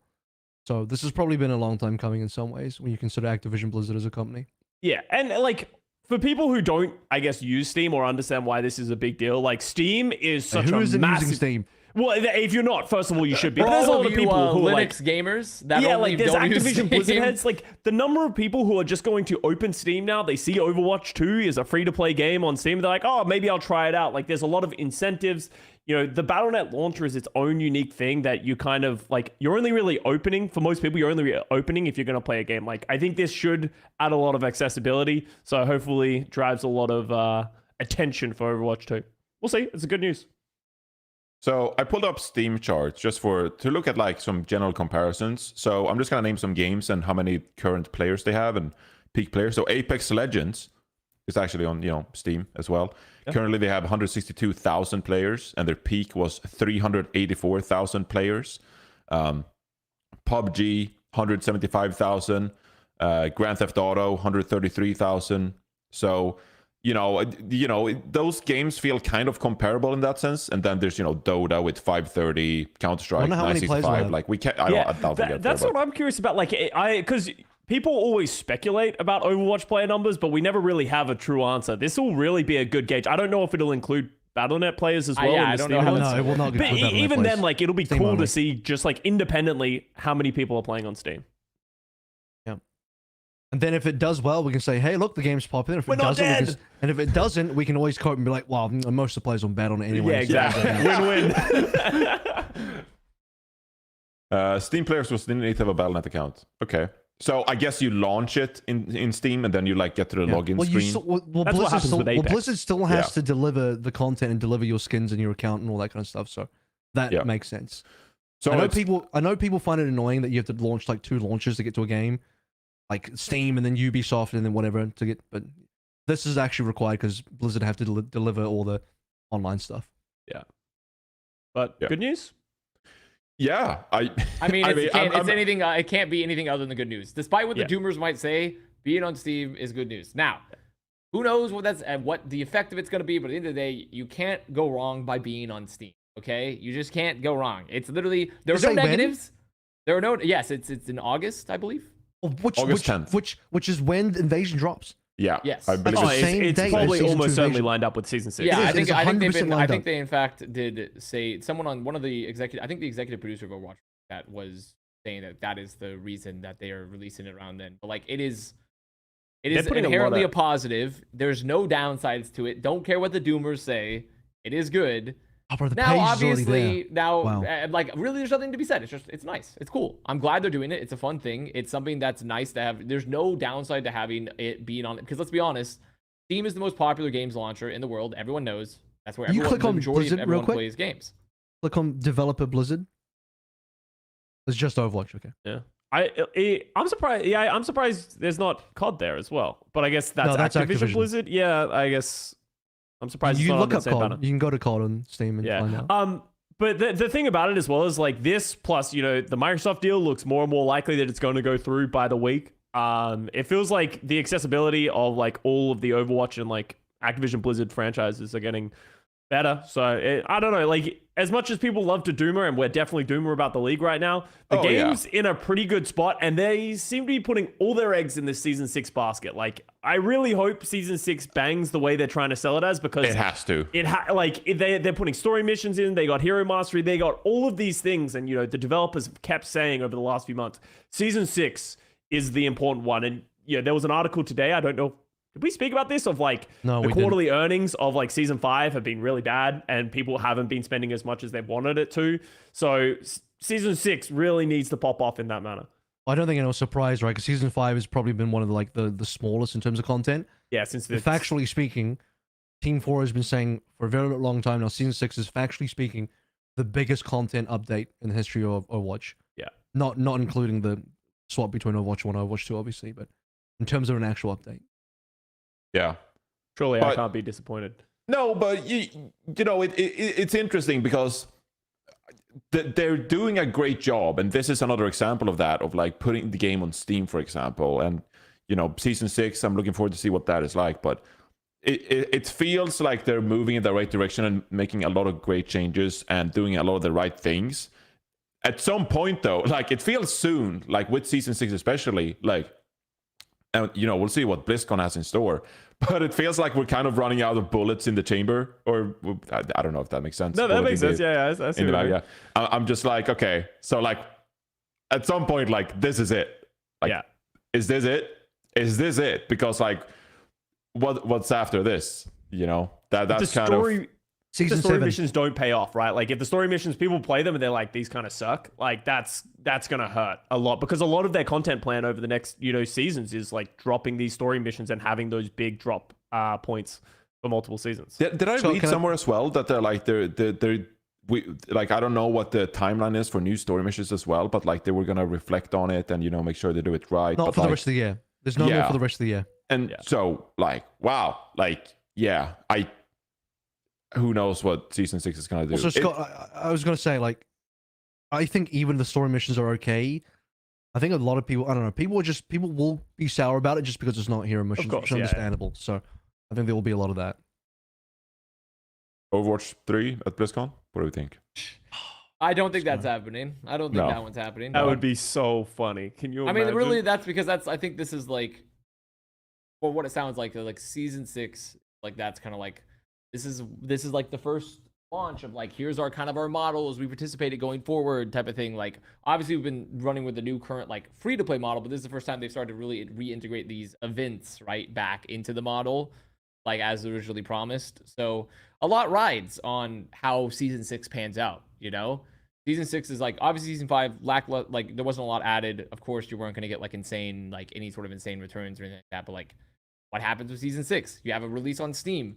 This is kind of like the big thing of like, where does it go from here? Where does it go from this era? Because like, sure, the game's popular, but like, if we ever want it to like return to that status of like, we want it to grow bigger, we want it to be better, season 6 and that release on Steam is kind of like, that's the point you watch of like, yeah, and it's also very interesting because of everything that's developing with the Microsoft deal as well. If that goes through, then we'd probably be on some kind of Game Pass as well and integrate into Microsoft's different clients and all that stuff, right? And then who knows what their direction is and like what's going to happen. Like there's going to be a lot of stuff happening probably in the next year or so. I'm just curious like where that leaves us, and also not to lose sight on the fact that the game needs to be good like now, like for the players. Like you can bring out good news, but the game needs to be good at the end of the day. And it feels like recently, at least to me, it feels like gameplay related, people have been pretty down on the game and not enjoying the game as much as they initially hoped to. But it feels like I'm in an endless tunnel where I see a light at the end of said tunnel, and then I get to the light, I walk out, and it's another tunnel with a little bit of light, and I have to like keep walking. Like, how many times have we like had this where it's like, when this happens, everything will be great, and we have those like moments of satisfaction, right? Like we do, like there are those moments where like, oh, this is good, oh, this is fun, like Overwatch 2 was fun, 5v5 and that kind of stuff. But like once again, we have another tunnel of like season 6, and then from there it's like the Microsoft acquisition, and from there it's like the more story missions. Like it always feels like we're hoping for something better, but it doesn't feel like we're really ever finding that promised land. Like we keep talking about the promised land of Overwatch re-entering mainstream, but it doesn't feel like we're ever really there. I'd say more to me, it feels like, I mean, with my contract expiring in October, it was more like I'm getting dropped off at the train station, and then I'm supposed to get picked up by a new train, but I don't know if the new train is coming or not. And so What I'm kind of station just is chilling that at the where you're station. supposed to get on? I'm like looking at the screen, and it's like, is it gonna say delayed? Is it gonna say on time? Is it gonna be a train at all? Like I'm kind of just chilling at the station, so we'll see. You know, as much as you're correct in what you're saying, that there's always like a light at the end of the tunnel. I'll repeat what I said. Like the game needs to be good now. Like if you have good news and good announcements and new players coming in all the time, okay, sure, but like how do we get them to stay? Like the game needs to be good. And so it does worry me a little bit that a lot of the time it feels like a lot of people are saying that they're not enjoying the game as much, and that patch notes haven't been great and all this stuff, right? So who knows? Anyone want to take bets on how long the next off season is? Bro, I fucking hope that there's a quick turnaround. If I have to spend another 6 months doing absolutely fuck all, I'm going to be really upset. Because that was one of the worst things about the Overwatch League model, and something that could be fixed with the regionalized system, is that we won't have to have these like massive winters. Scott, it'll be fixed for the 2024 going into 2025 season. Oh, okay, light at the end of the tunnel. That's great. Yeah, perfect. I'm gonna be honest with you guys. I don't know what will happen to Plat Chat Overwatch in the off season. I mean, obviously, we'll run through World Cup and we'll see what other events there are. But like, if there's another 6 month off season for Plat Chat the podcast, like, fuck, I have no idea what we're gonna do. Like, wow, yeah, who knows? Like, I don't think I can do that again. It's insane. Well, CDL be on. We can just transition to being a CDL podcast, Honestly, I've let's just enjoyed become like a CDL. Battle Bit podcast or something like that. What Let's are just we gonna follow do? the trends. Okay, let's do a BattleBit podcast, and then the only story to talk about is the Valorant pro literally being told to like Being accused die of every cheating, day because everyone thinks he cheats. Did you see the guy? This is a whole other tangent. Someone on Twitter went to Jinji, which is one of his old orgs that he played for, and said, "Hey, I'm inquiring about the circumstances for why you let him go so recently, because we all think he's cheating, So people are going to his old orgs and asking if they cut this guy for cheating because they think he cheats in BattleBit, even though everyone knows he's not cheating. It's the most insane story I've ever seen in gaming. It's like literally spawning threads with 50,000 likes on Twitter of like people being like, "You need to die, JC Stoney, for being good at Roblox Battlefield." Like I've just never seen We need it. a Roblox podcast. I've never seen it before. The massive culmination of like, because pros love playing it, and like top end competitive people love playing it because it's just a fun, fast paced game. But there's so many casuals, so it is this like clash of like people and like styles that you usually don't see. So hey, I fucking love it. Yeah, let's do it. Let's start a podcast, Johnny. We'll do a tangent. What is it called? BattleBit? Platbit, battle chat. Platbit. Battle Chat. Why did I put up Battle Plat? Yeah, see, look, there's the screenshot. Look at this. This is someone is asking Jinji why they cut him. It's like, bro, like it's crazy. It's crazy. Yeah. I mean, the clips were cool too, but it just looked like Call of Duty 4 highlights, where it's like it's just Roblox based. crouching and fast switching aim, and It's just people beating down like noobs, right, and just getting it's monstrous kill that's streaks. The thing. He's just rolling casual players. He used to be a professional player, but like the threads that have been spawned about him posting clips. We're talking people are hundreds of insane. thousands of likes. Yeah. People are like going. It's literally the most modern day witch hunt I've ever seen. Like they want him dead. They want JC Stoney dead. The BattleBit players want him dead. They want him dead for being good at Roblox Battlefield. Matthew McCloskey posted in the chat, "Holy shit!" At Bren, at Matt Mr.X, both here for the Death of the Owl podcast. Yeah, Let's go. What's up, guys? We're flourishing Here at the end. Let's go. in our lane. Hey guys, we It's need another Josh. reinvestment into Josh Plat to Chat pop in. Overwatch. Dude, the best part about story about Bren actually. For the last Vegas game they played, I tweeted like the first game when they played with the new roster, I said New Vegas just dropped, and I put a Fallout New Vegas picture as my live tweet. Bren entered my co-stream and I was like, "Oh, I thought you're playing Fallout New Vegas," and then left. Because he was like, oh yeah, this isn't what I want to see. Never mind. Oh boy. Brilliant. God, funny stuff. Funny stuff. Are we supposed to talk about like the Valiant winning now or something? Like, Yeah, gosh, we can let's talk about the league. Okay, I am let's say so it. No, excited to schedule talk up. about league results. let's talk guys. about the only important thing in the league that's going to happen anytime soon. July 30th, London versus Vegas Eternal. That's the only thing that's important. the end, the last toilet bowl. Oh, The last toilet bowl. of the The league. final toilet bowl Bro, is going to if I'm drop. not casting that game, I've cast every single Vegas game this entire season. If I don't get that one, I'm gonna be pissed. Wait, let me see. Final toilet bowl is about to drop, and guess what, buddy? It's not looking good for EU because Vegas is winning that one. Yeah, Vegas is winning that money's one. on I'm Vegas. almost certain of it. Oh man, it's a double header, by the way. That weekend, it's Vegas Valiant and Vegas London.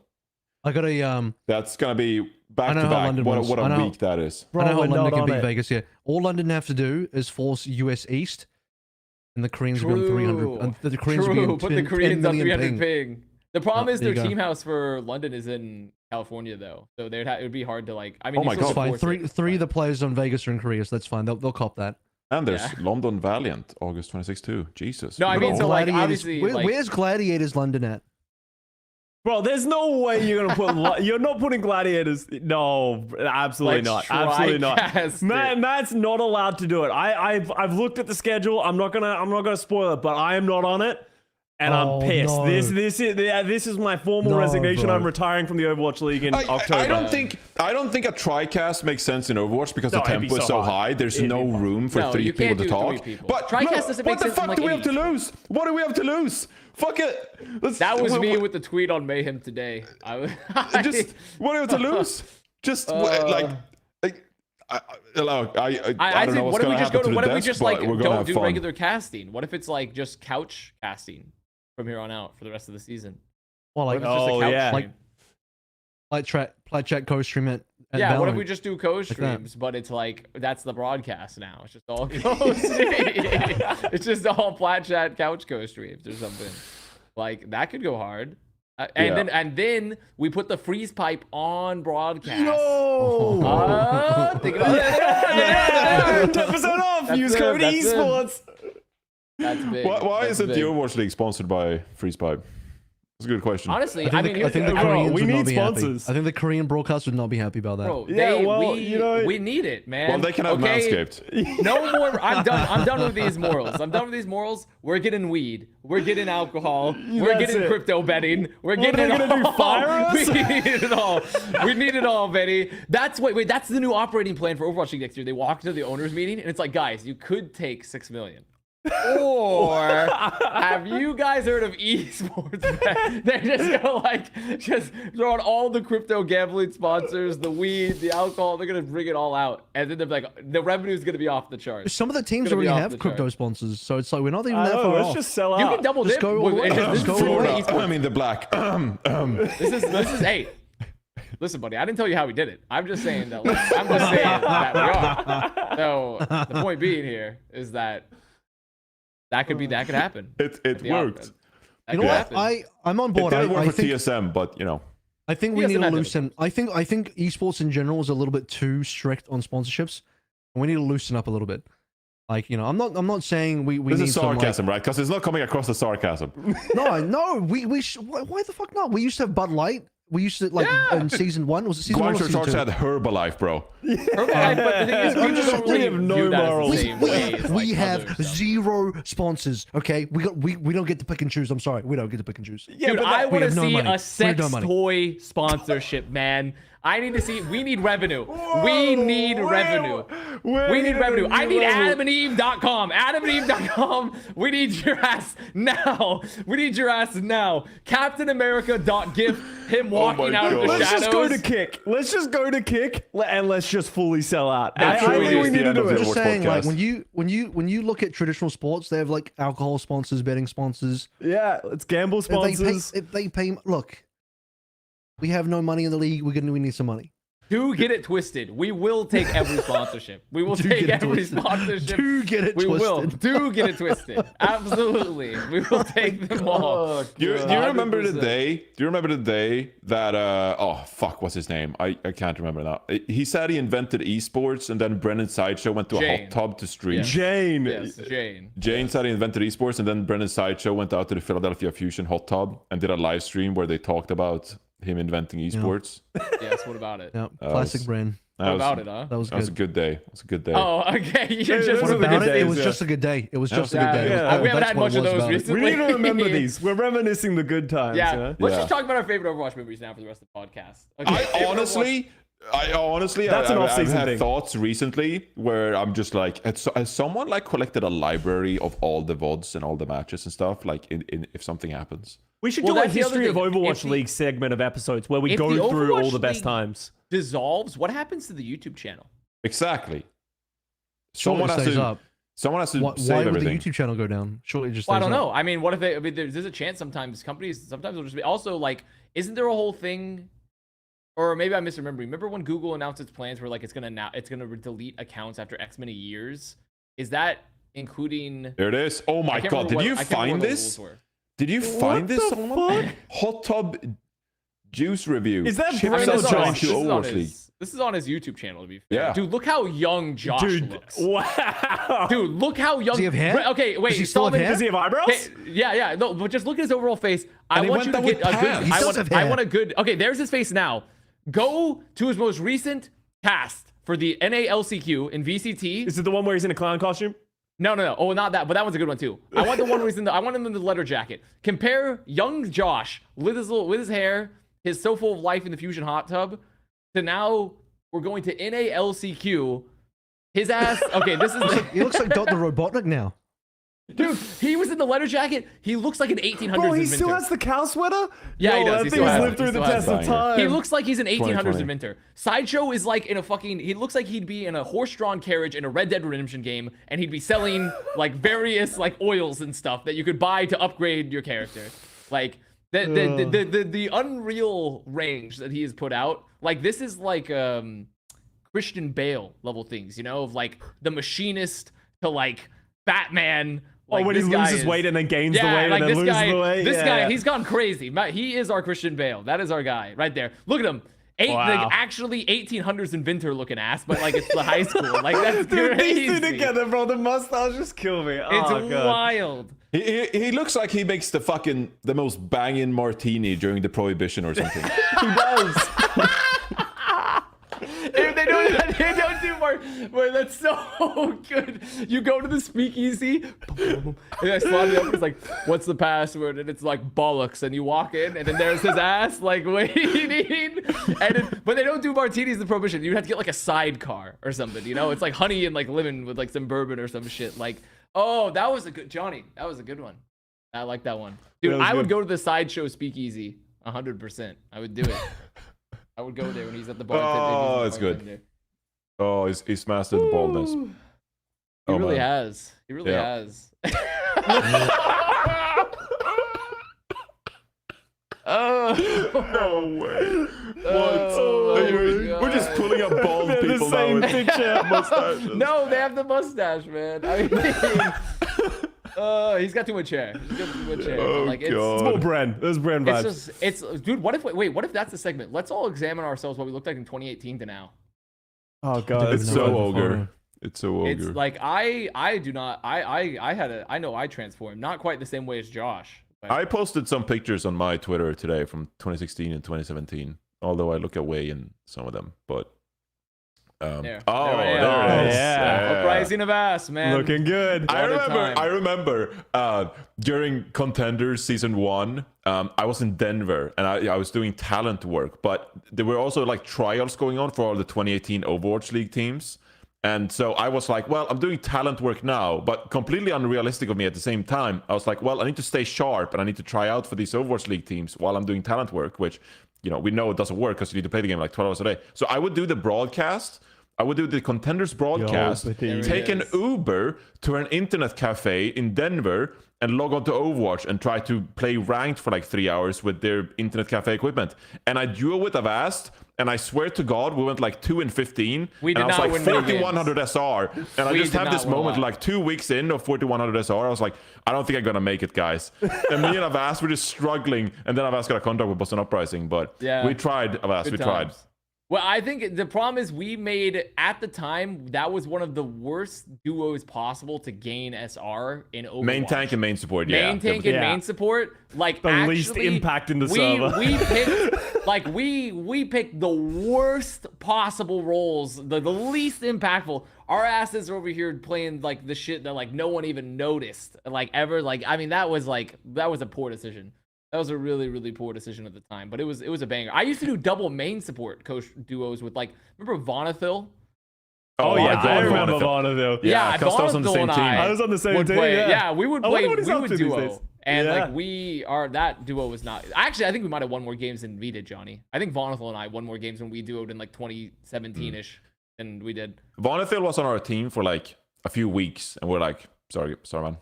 Dude, Gotta- this picture, by the way, is one of my favorite photos on the internet. This video It's not in an general as Overwatch. well. It's not an Overwatch memory, but it is a good memory. It is a It is a good classic. memory. It is something that I think in some ways Overwatch kind of claimed the Mr.X photo. Oh god, Wow. yeah, fanatic Custa. Oh, wow. Honestly, let's be haven't honest, changed Scott, that You much. have not No. changed. Yeah, you're Yeah, kind no. of about the same. Yeah, no, basically. I'm the same person. I went from like being like, I feel like I could be a character in like a show that would still unironically say Papa and Mama. But like now I look like people said I look like a Mother 4 character. Or something that Mother 4? I look like the main character Hang from on, Mother 4. in the Fnatic jersey, you do look very boaster. Yeah, we're pretty much the same person, except he's wildly successful and he won a lot of things. Okay, to be fair, he's also better at dancing and singing than you too. That's true. Yeah, he's So got a think lot about up on that. me, but I'll He's take got- that he's got- comparison. Yeah, I'm he's the got that. Overwatch poster. Done. So true, so true. Coaster. Coaster. Dude, there's Benjamin. Look how young he was. Look how young his ass was. Oh Yo, my he god. Oh Yeah. man, this was a good time. Jane invented esports. Chips assigned This- to Overwatch League.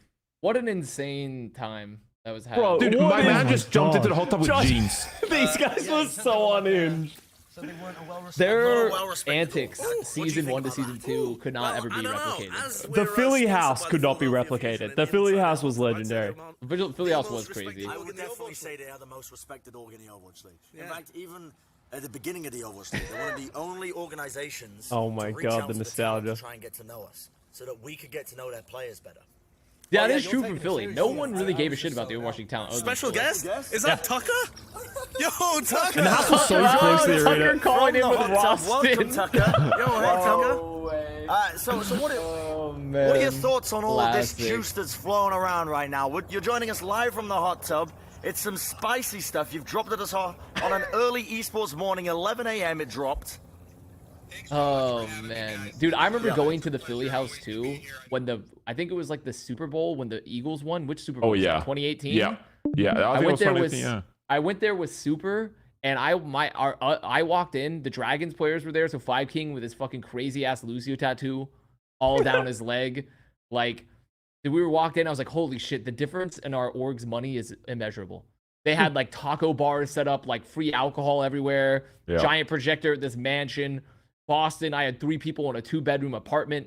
Yeah. Spiker was sleeping in the living room with a room divider. Like, I was like, damn, like this shit is They crazy. had Chef Heidi. Remember they had Chef Heidi Chef and they would Heidi. always Oh my post God. the And then photos of their food so and we're good. eating like fucking... So good. Oh, And the whole man. time, Huck and Super are like heckling each other because Huck is like hard corpo for the Patriots to win.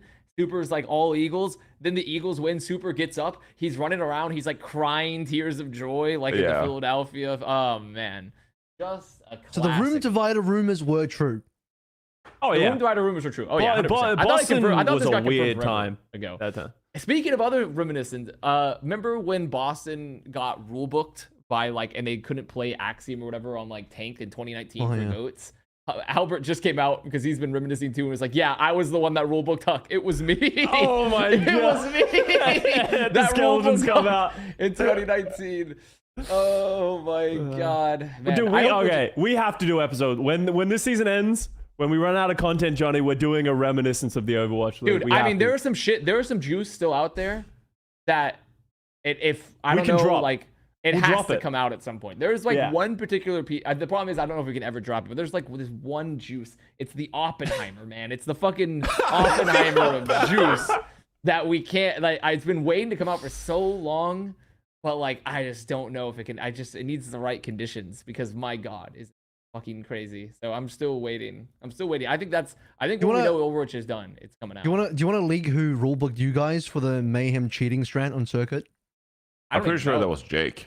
I think it was Jake. I think Jake. Oh, problem. It sounds like something Jake would do. It sounds like something Jake would do. That sounds about right.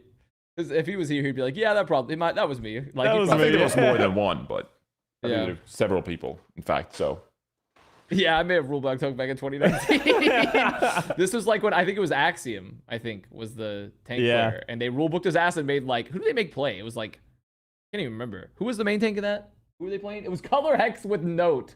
That's what it was. Color X Note and who's the Oh Winston? no, it is Axiom. Axiom, Okay, yeah, wait. that Axiom, Who was the Axiom other lost to tank player? Axiom. Who was the other tank? Who was the other tank player they were supposed to be playing then? Is Fusion's on the team yet? Maybe No, Fusion. I don't- Oh, maybe it was Fusions. Maybe might have been Fusions. Was Oh, this it might have been 2019? Fusion. Fusions was on the team in 2019. Yeah, exactly. He was on there in 2019. So maybe, But he it was wasn't a Fusions Winston player. He was primarily a Ryan player. But there was a two-way contract. I can't remember who the two-way contract player was. So either way, Maybe it Albert was caused Fusions? Dragons to win their first matches. That's what we can say here. Albert, by being a little rulebook Randy, looking ass, caused Dragons to allow Dragons to get their first win. The Overwatch League. Some other big. Okay. Those are some big moments. But then the I will- Circle Royale moment happened, and it all came full circle for the Florida Mayhem. Yeah, and then it did. I was And it so did. bullish on Axiom. That shit was sad to see. He's a model So- now, though. Was that the year that you said no? It was the year after that where you said Boyd was overrated and it was a terrible signing for Oh, the Shanghai shut the Dragons. fuck up. Oh man! Someone brought it Dude, up. let's talk about our best, They never our let it worst, go. best and worst takes. Best and worst takes. Okay. 7 years, okay? I've been talking about the Overwatch for 7 years. You're bound to have one fuck up, okay? Dude, mine's Sure, sure. D-tier Sparkle Tracer. Fucking Dallas is still tweeting at me about D-tier that Sparkle shit. Tracer. D-tier yeah. Yeah. D-tier Tracer. Mine was Void. Avast AVRL. What I have bad to takes have you him. have? I feel like I gotta have it. I probably have more than one. But like, People didn't like me defending free to play Battle Pass Overwatch. I guess I don't know. I think all of Avril's takes, because the thing is, Avril's like the Reddit like head setter. Like all the Reddit heads, like they're like that. They listen to that Head guy. setter. Like he's the one that sets the trendsetter for the Reddit heads. So like, it's never been Avril has never been like an no, Overwatch they League they thing. turned on It's me pretty always, bad like, when I said I didn't mind the free to play and the monetization. No, that's what I'm just saying. But this people wasn't being like silly, a competitive right? thing. This wasn't a Yeah. competitive thing. This was like wider, like franchise stuff. That's where you get your licks in, man. That's where they come in and they beat your ass in the quote retweets. It's like it's always about stuff like that. It's never about like generally competitive Overwatch, other than the time I think you gave some take where like the coaches were recently Junkbuck and them were all talking about how Tracer is the reason that Overwatch was like ass or whatever, like the meta's been bad. And then you're like, actually, Tracer, like, here's the reason Tracer good. And people are like, leave it to Avril to defend Tracer, who's always been meta or something like that. Like, that's the only, like, competitive Overwatch take I've ever really, like, seen. But my infamous one is still has to be Yaki. Yeah, I and think it has to Yaki be the still has to Yaki be. top 5. Yeah. I think That Yaki, was- that and the quote where, like, he came out and he was, like, 56 in damage, like, out of, like, the DPS players. And I was like, well, if you take 56 and divide it by 10, that's about 5. It's That's still about not 5. even top 5. That would be divided by 10 minutes, you know, like that's about 10. So, you know, just that probably has to be mine, I think. Probably has to be one of my worst. I still vaguely stand by that in some capacities. What about the But- punk stuff? Punk stuff there was never controversy behind Punk. Okay. The Punk stuff was like, I literally just said, at the time, Gable, she was coming out of a really hot season in Contenders.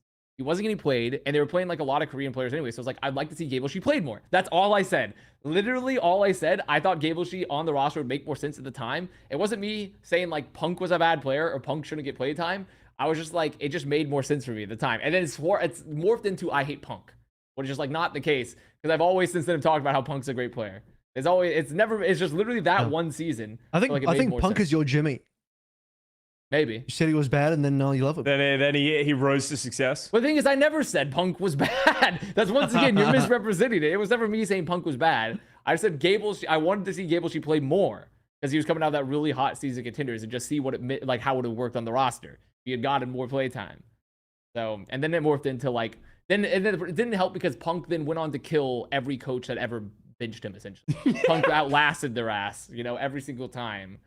So like it morphed even more into like that was like me hating Punk. like never the case. People are bringing up your cannibalism take. The which one? The cannibalism Cannibalism take. Yeah, that's too take. recent. I can't even hear And he that. still stands by the cannibalism take. Cannibalism. Oh, okay. First of all, No, okay, we are have to not get started touching with this. No. We had to touch this because Bad Patch Amari went on the Twitter and was like, Overwatch League is crazy. Also, by the way, Overwatch League, I'm pretty sure got cursed by BP. I think he did one final BP curse and was like, can't wait for the 2024 season. And like, that's Oh what he my did. god, there's Be no like, I Let's way. find that. that. But he went on Twitter and was like, Overwatch League is crazy. Like, here's some stuff. And then also our biggest, like one of our largest co-streamers is a cannibal. And that exited, like, first of all, I have never eaten anybody, ever. I've never once. Sounds like And then something that a cannibal that would went say. out and to the community. It exited the general Overwatch League sphere. Hit the general. Sir, a BP tweet has hit the general Overwatch community, and it's calling me a cannibal. And then everyone was like, unironically. The best part is like, there's people. Half of the people were unironically being like, "Holy shit, he eats people," and the other half were like, "He's He eats clearly people. joking." Like he's clearly joking in the tweet. Like this exited the mainstream. Like. So far outside of the general Overwatch sphere, like people were posting like copy pasta of celebrities. Like scroll down to the Artemis tweet, Solomon. Like Artemis posted some sort of it was like a celebrity copy pasta, and people believed that like this is real. Like I left human remains in my Burbank home in 2019 or something. Like I just can't believe it. I can't believe it. BP got me good with that one. He got me good. Good times. Oh god. Yes. I had Those I posted another image in the Discord as well, and this is this was a great moment in the Plat Chat podcast when a year and a half ago we did the top 10 of all time for Overwatch 1. Bro, Fielder at Avast. 6? Avast Flex support list. Dude, Top- I'm so right. Look at my list. No, Look it's at my not. list. It's not right. What do you mean? Look at my list. My list. People underrated Fielder and Twilight. People molded the most about Twilight.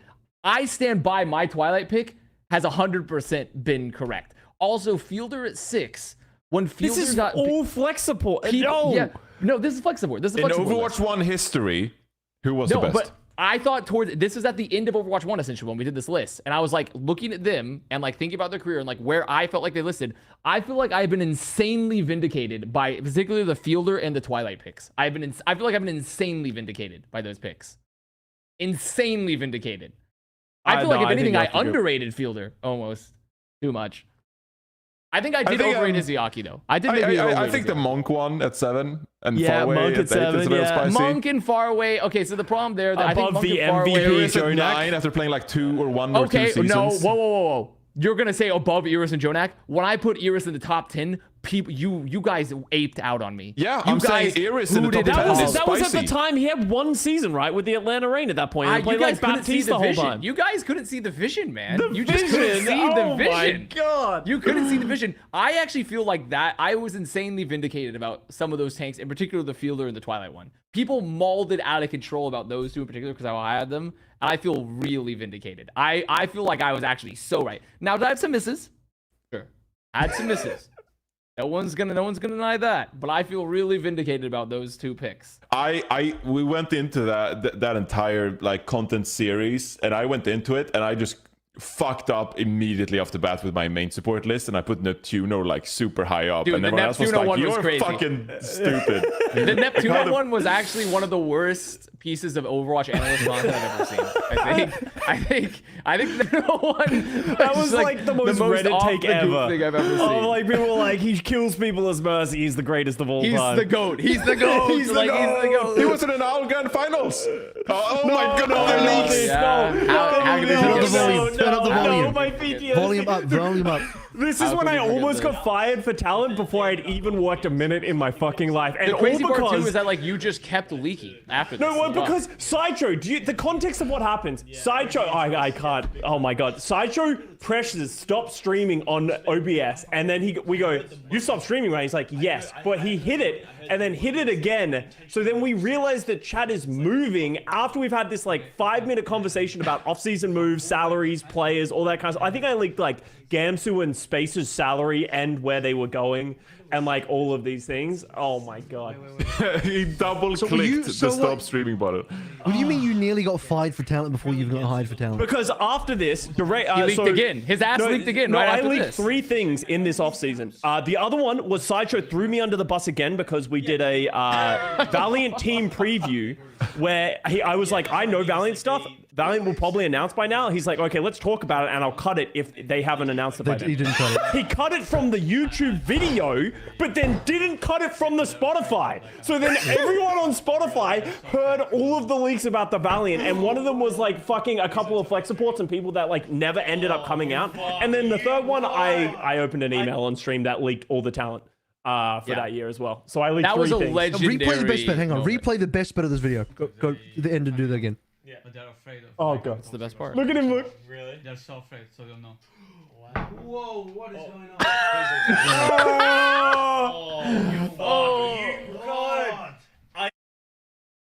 Then Scott's reaction. Scott's reaction is so good. Oh man, dude. I mean, this guy. Like, I legitimately thought in that off season, because what was that? Was that before 2020, right? Yeah, before What it was? 2020. Yeah. So like, I remember that because like I was talking to Overwatch League at the same time, and I saw Scott like you were doing your negotiations and like you would sign and like doing all this stuff, and I was like, dude, Scott's ass is so done. Like I was like, there's no way. There's just no way. After the email thing and like the 3 leaks had happened, I ended up having a meeting with Carlton, who was like the talent manager at the time, and he's like, I've talked to Matt, and he's given you a vouch, and he's like, but we just need to talk, bro.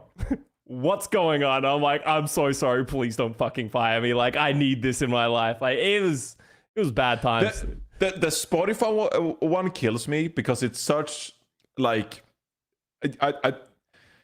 it's such an insanely funny mistake that okay, I'll cut out the parts you shouldn't leak on the YouTube video, but then just to leave the MP3 file up on the audio platforms, just like, oh fuck, I forgot this podcast exists on audio platforms and it's a separate file and everything. It was so good.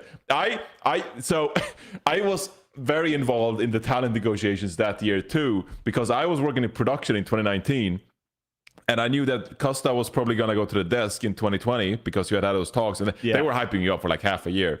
But also, I know that Avast was in talks to go to talent that year, and I'm not gonna lie, Avast, I was like preying on your downfall. I was like, please do something else so I can do the broadcast. Why do you think we couldn't coexist in that moment? No, because There could they be would have multiple wanted, people. they probably would have wanted you to take the job that I got, but I think you declined or something. And I it did. freed up for me. Their offer was insulting. The talent managers don't work there anymore, but let me tell you, that offer was insulting. So I took the envy position. So I was like, no. And no because way. you declined, I got a job back on the Overwatch League in 2020, and since then I've then enjoyed that. Last.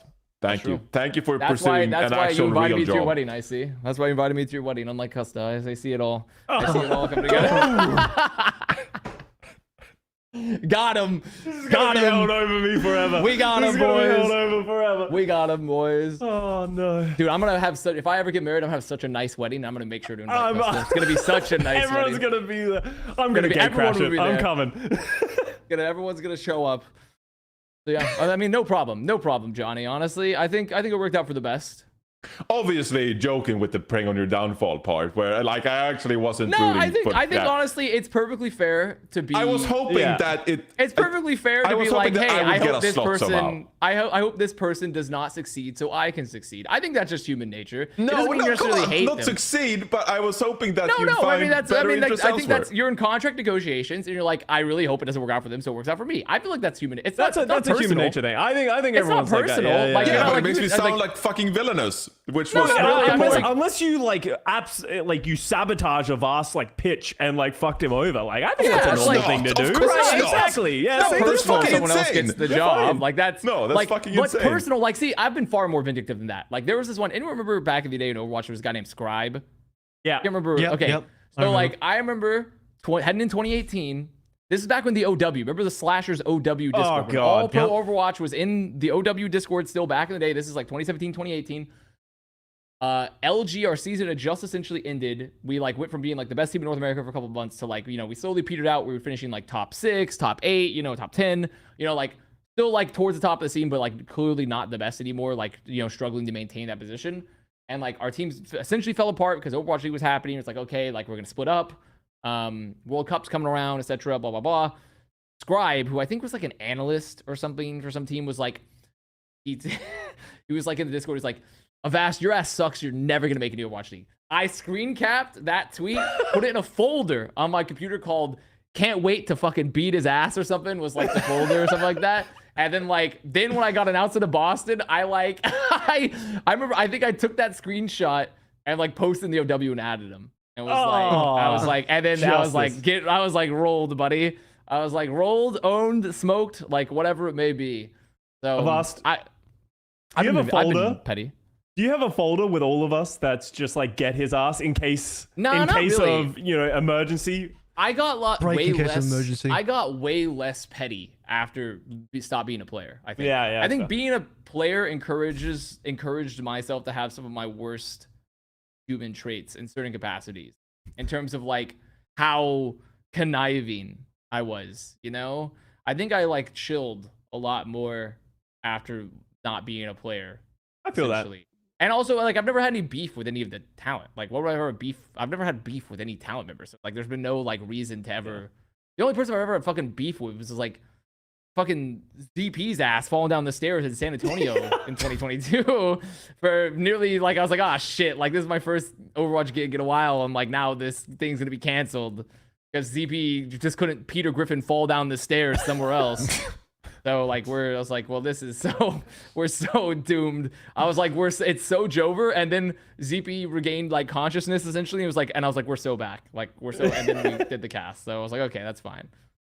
I think the one person I remember like having beef with, was Alicus, who did Laser Kittens before the Overwatch League. Alicus. Wait, I have a really good story about him, unless you're about to tell a story. And so people were so fucking on like the Laser Kittens and like the Alicus narrative, because they announced that like, oh, we got private jet plane signings, and like they had all this cool stuff, and people were like, whoa, jet planes, whoa, private jets, awesome. And I was like, this guy sucks, like for a bunch of different reasons behind the scenes, and people were like so against it. They were like, no, he's got private jet deals, like there's no way this guy sucks. And so yeah.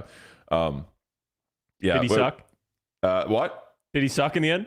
Yeah, I mean, I think they came out a bunch of like new articles and stuff. He was like, he was just like he was a general asshole. Like people didn't like being around him, and like he had like essentially been really scummy with contracts and stuff like that, and like how he'd like taken money away from players essentially. So like he was always bad. I had a good one because all that came out, and then in late 2017, 2018, when the news came out, he like made a good point about like, I can't remember what it was. It was like something about like the unsustainability of tier 2 or like Overwatch League structure.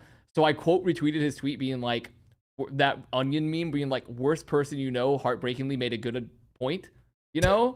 And he DM'd me on Twitter and was like, where do you live, big guy? You like threatened me like over Twitter because I quote retweeted him to be like, worst person makes a good point. Oh man. Good times. If there's a beef with me, I mean, we've all had beef with you, Matt, because you're annoying little ass, I saw that comment and I was like, I can't remember having beef with Matt. Well, no, the chat believes you're beefing. They think that you hate each other. You remember that? That arc? There was the arc where you and Matt. I mean, that exists for like literally everyone. It's me and Jaws. It's me and Matt. It's Custa and whoever. Like they just make up these narratives. Me and Monty for a while. Me and Monty had beef. Like they just make this shit up.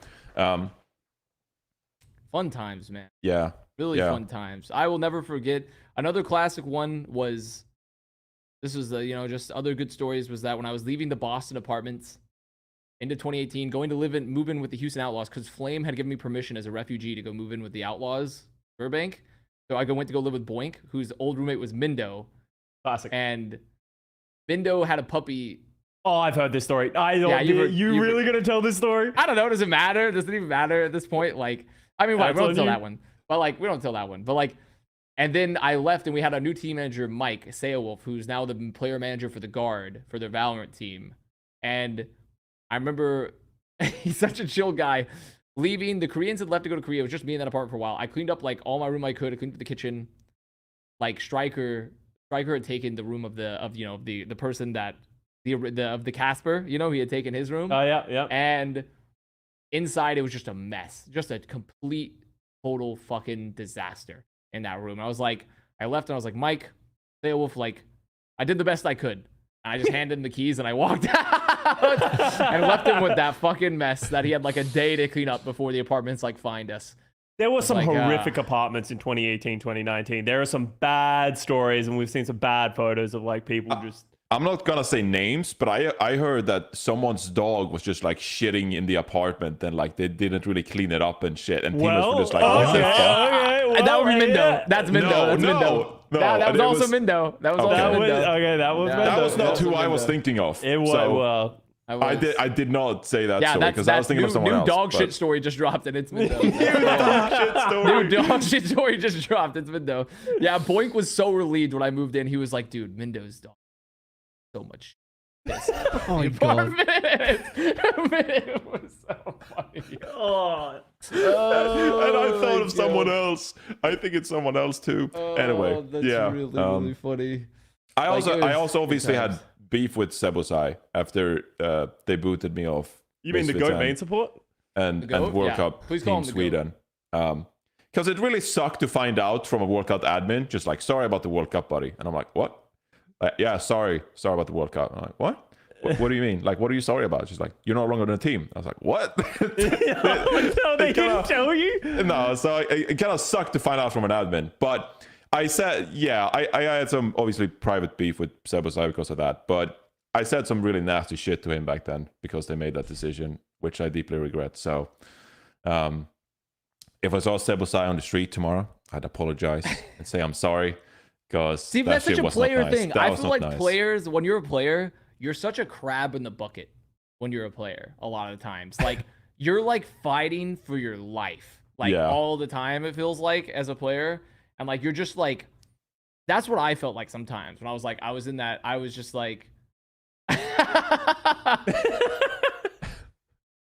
CP. Like, you just feel like you're trapped in that mentality where I remember I getting so frustrated towards the end of LG's tenure of like with contracts and like building team stuff, and like I got really, really mad at Jake because Jake was on my team at the time, and like there was no reason to be mad with Jake because like Jake was like, hey, we're splitting up the team's not doing that well, like we all have different pastures. He got in the World Cup 2017, you know, and I was like so fucking mad at Jake. And like looking back, I was like, what was I even mad about? Like there was no reason to even be mad. Like I like carried that resentment for like no reason, you know? And Jake, I guarantee you, during that time, Jake's ass probably was like, what? Like he probably didn't even know that was happening in any capacity. He didn't know any of that because Jake is like, he just lives in his own lane, you know? He's like always in his own lane the whole time.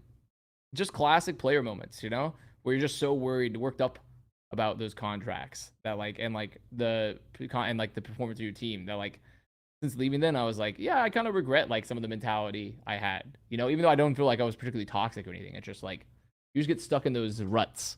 You get stuck in those ruts of like that thought process. I would have loved to see that LG Evil roster in a non-Overwatch League Dude, system. Getting back together next year. 2017 comms for LG Evil during peak of Quad Tank when we were the first NA team to take a map off Rogue like ever and stuff. Like that shit was legendary. We were coming up with stuff that you had never seen before. They were like, we were saying things in the comms that were complete nonsense, but it just made perfect sense to our brains. Like in that moment when we were making the call, it was just the dumbest. Actually, we called for some reason like we were thinking like the Black Knight. So whenever we nanoed Reinhardt, we would all and like into a grab, we called it Black Rhine because it was like Black Knight, and we just called it that. And like that was like our we had the most bizarre comms on that team, literally the most bizarre comms of like all time. And then like Train was supposed to be on World Cup Canada for 2017. His ass couldn't even participate because he was an illegal immigrant. So his ass couldn't leave the country. So he couldn't play. Because if he left the country to go to like Poland. And the best part is Train is like his like family's like, I believe it's like an Indian like Muslim family. And so what he said publicly was that like he's afraid of the Islamophobia in Poland. So that's why he wouldn't go the World Cup 2017. But really he was just an illegal immigrant. And so he like couldn't leave the country without getting deported. Oh man. Good funny times. Holy shit. Funny times, man. Yeah. Holy shit. Yeah. love it.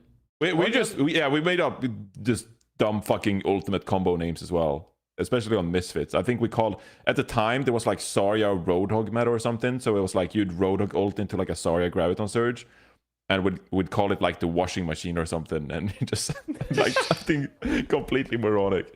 Yeah. Oh god, it's hard to capture back some of that magic, but in times, I feel like it's the there was a ton of magic, and I just wonder. I can't remember like what the viewership was like. Were we flourishing? Was it successful? It wasn't really that like 2017 was rough, right? 2017. Well, that was the year that we had Overwatch League started killing off all the third-party tournaments. Yep. Yeah. 2017 was the year Overwatch League was like quiet. we're afraid of That like year was just Apex. yeah Really. like that was after they killed Carbon, which we will never forgive. We will never forgive, nor will we ever forget, and his ass is not there, so I can make fun of it. Like when Nate Nanzer. When his ass fucking killed Carbon Series in Colorado, we could have had esports in Colorado, man. We could have had it.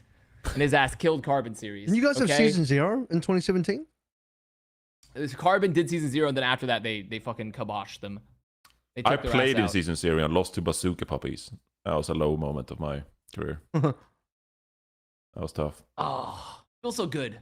Feels so good to really say that, Like, we could have had esports in Colorado instead of California. Fuck, dude. I really wish we could have. In an alternate timeline, we could go to Colorado. Such a better state than. Not that California's a bad state. It's more so California's just so oversaturated with like everything. Like, Colorado been lit. Colorado would be very open to bong sponsors as well. Exactly. Well, I mean, so was California, to be fair. But there they are. Hey, 10% off. Use code esports. Oh man. Was there anything else we should actually talk about in Overwatch? I mean, we have to talk about Valiant getting their first meta, win. Guys? Whoa, Echo meta! I mean, I got a new thumbnail. I feel like I'm writing this episode off. Essentially, is like we know Overwatch League is coming to an end in some capacity in its current form. Was there anything interesting that happened this weekend other than Valiant beating Gladiators?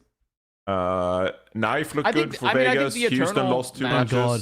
Yeah, the Eternal match was good. I was so worried that Knife's career was going to ruin by that team, but nice. Thankfully, he looks good. He's going to the promised land. Yeah. They all Dragon's good. trying to try and split. Knife, Does a little bit of damage to Crowd, but that's about it. Irony. There's the Blizzard. That's what I want to see. But no, Astro's able to kite away from it. He ends up getting booped, though. Killed by Liar. 45% to 86. Valiant somehow managed to find the cap. Crazy. This is one of the craziest annihilation, but Crowd's Liar holding the Jing door. Tower is actually Still a lot of damage and a lot of healing coming out from the Gladiators. They're standing tall on this point. 86%. So free charge here for the supports of the Gladiators. A window available for this next fight, and it very well could be the last. Yeah, he got like 5 finding kills. such an 5 important kills. pick. I mean, like, oh my god, Can you one of the best imagine? clutches you've ever seen. Can you imagine if this highlight happened in the Carbon series in 2017? Dude, Like, imagine if it the happened community Season 1 would have Blizzard been Arena. fucking gassed up. Imagine Season 1 Blizzard Arena. Season 1 Blizzard Arena, that play alone, Liar would have gotten a $1 million 3-year contract. His ass Jimmy would've Fallon, been- he would have got a $1 million He would have 3-year been on Jimmy contract. Fallon. That's a good one. Yeah. Yeah, that would have been like a turning point for him. But I think Valiant, like, unfortunately, like, I don't know, their schedule is still pretty tough, but like Seeker also got MVP for this match, which I think he deserved too, because Seeker, I think he did like a. Seeker was better throughout the entire series. Liar was great on this map, but Seeker I think Seeker might have deadlifted the whole series. Chionaise. Yeah, Chionaise. We're calling anything now. fuck? It's like the Shock backline. They're the Aeoli Avengers. They're going crazy with it. So I think this is a big day as well for like also showing that Oh some my of God. those Dude. That's one. swapping out Oh, your yeah, Shirt's face as well backlines there. can still Yeah. give a lot of value here, because we didn't really talk about the Shock's resurgence. Actually, Shock has a big resurgence. Well, you know, Yeah. we like same thing. They released Vindam now, so Yep. like Who's now back to just Soul? got back Soul. to the Who's Soul now Dynasty. back to Soul Yeah. Dynasty. That's crazy. I don't know if you guys saw as well, like the Liar Udala video that Watch this boop again on That Pontiac. one was funny. That one was it was really funny. But funny shit like this, it just gives me some kind of hope that like we can still meme and have fun in the community, and like people are crazy about it, and maybe there's a way we can find a format or something where like people I are mean, just that's hyped as the fuck about biggest this. thing here is like there's clearly still people that want to play, including the current player base of like competitive. So happy. And also there's currently a fan base, and like there's also, if you open up, there gives opportunities for new people to come out and, you know, new teams to form and stuff, right? Like there's still, it's not an issue of there not being a community to play it. It's more of an issue of like, what does that community look like without the level of Overwatch League investment? Yeah. You know, there's even teams like Overwatch League teams that were pretty keen for next year. Like, you guys already signed to play for next year. Toronto seemed pretty committed. Yeah, for I next mean, year. like we were definitely going to be participating next year as normal. Like we were not planning. Like we've been building. Like I said, like some teams have been building to be. Now Defiant is different. I don't know whether if they're building sustainability. I just think they're willing to like also piss shit and breathe money. So like I don't really know like what's going on with them per se, but like OAM baby. But there's like, been people like willing to do for that. example, like if you're a huge, just like if you like fucking go all in, if you're a supporter of like an open system format where like open qualifications and like fucking teams making it from nothing, like, you know, obviously Valiant, not a great example because they're super budget, but like you'd have more stories like that. You'd have more matches. Like you'd look at this match, if you were a proponent of that open format, you look at this match and be like, yo, an open format would give you more stories like the Valiants, for example, or, you know, XQCs, they went to Korea, like those kind of storylines, right? And so I think that's what you'd kind of try to hone in on and promote moving forward if you wanted an open system with relegation and stuff like that. It would open the landscape as well. Like all of a sudden, the tier 2 scene makes sense because in a regionalized system, if they do move away from the franchising model, then it becomes a thing of any team really can qualify if they do perform well enough in some form of open qualifiers or some form of like tier 2 event. They can make the major event. So people have been asking for relegation forever. That's never going to happen while there's a franchising model. So if we move away from the franchising model, all of a sudden, teams are now dependent on their own performance and their own investment in terms of like into the team. So I think it could be good for Overwatch Esports in that way because all of a sudden we're not just having, you know, the Vegases and the Valiants of the world kind of like hold hostage to good Overwatch. I wonder how many teams, you know, because you can definitely do a Valorant. I don't know if you might have already said this. We can definitely do a Valorant model where some teams are franchised and some teams are not. You know, you can have teams grandfathered in with some level of guaranteed partnership. Because if you want to see teams like really commit and invest and put money into their teams, because you also wouldn't want a situation where it's just too unsafe for teams and no one wants to really invest, pay for rosters just because it's like, well, you know, with no guarantees anywhere. I mean, that's what caused the gold rush in Valorant today. Like I think a lot of Valorant fans have been dealing with that essentially the sugar rush come down, like the gold rush end, because so many people went really big into Valorant because of the promise of partnership. You know, we're already past that though, so I think I know that's what I'm saying. But like trajectory. That's what I'm saying. Like, but Valorant fans are essentially experiencing what happened with Overwatch. You know, where like that gold rush happened. Everyone's trying to get into it. Yep. The money's crazy. There's so much. They will get a correction. And then it falls off a cliff because like as soon as you don't make it into it initially, it's like the return just isn't there. You know, and like if the partnership model is like the one that makes sense, and like I still think though for that to work for like this tier, the biggest thing still is like I think all the system like open up the system is great. It's like what the traditional like grassroots model is. It's just the only way it works is if there's investment from Activision Blizzard / like whatever Overwatch League form of it is still, because you can't just be like, oh yeah, tournament systems. By the way, we have no prize pool, right? Like why would you play in them?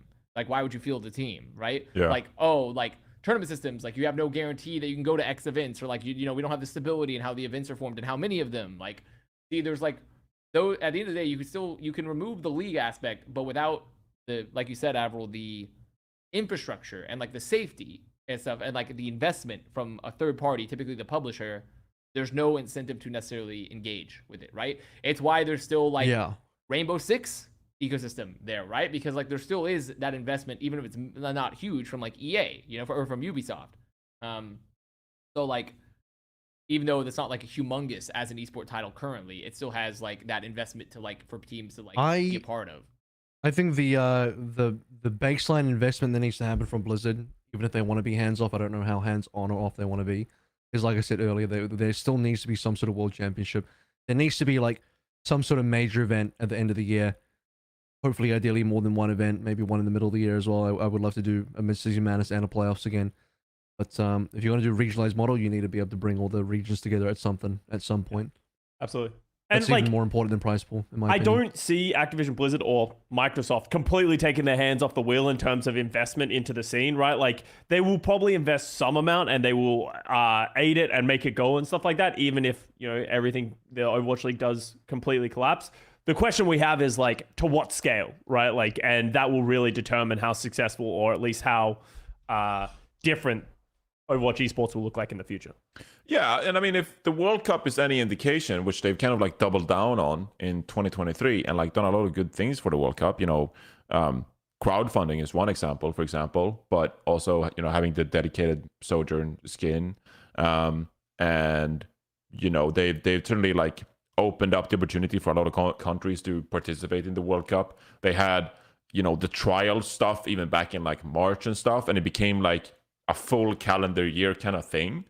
And so that just shows as well that it's just not simply a BlizzCon event, here you go, but it's also like a full calendar year of World Cup, and like how can we make this part of like the entire ecosystem, stuff like that, right? So if that's any indication, they're most likely, depending on what this operating agreement is that the owners are going to vote on, it'll be something all-encompassing and something pretty, I don't want to say, obviously not as substantive to, like, I don't know, but like I think there's probably meat on the bone is what I'm trying to say. Like, I think there's something there. I think there's something big in the works that doesn't require $20 million buy-ins or what have you, but like something that makes sense, but also like it's a complete scene. It's a complete ecosystem.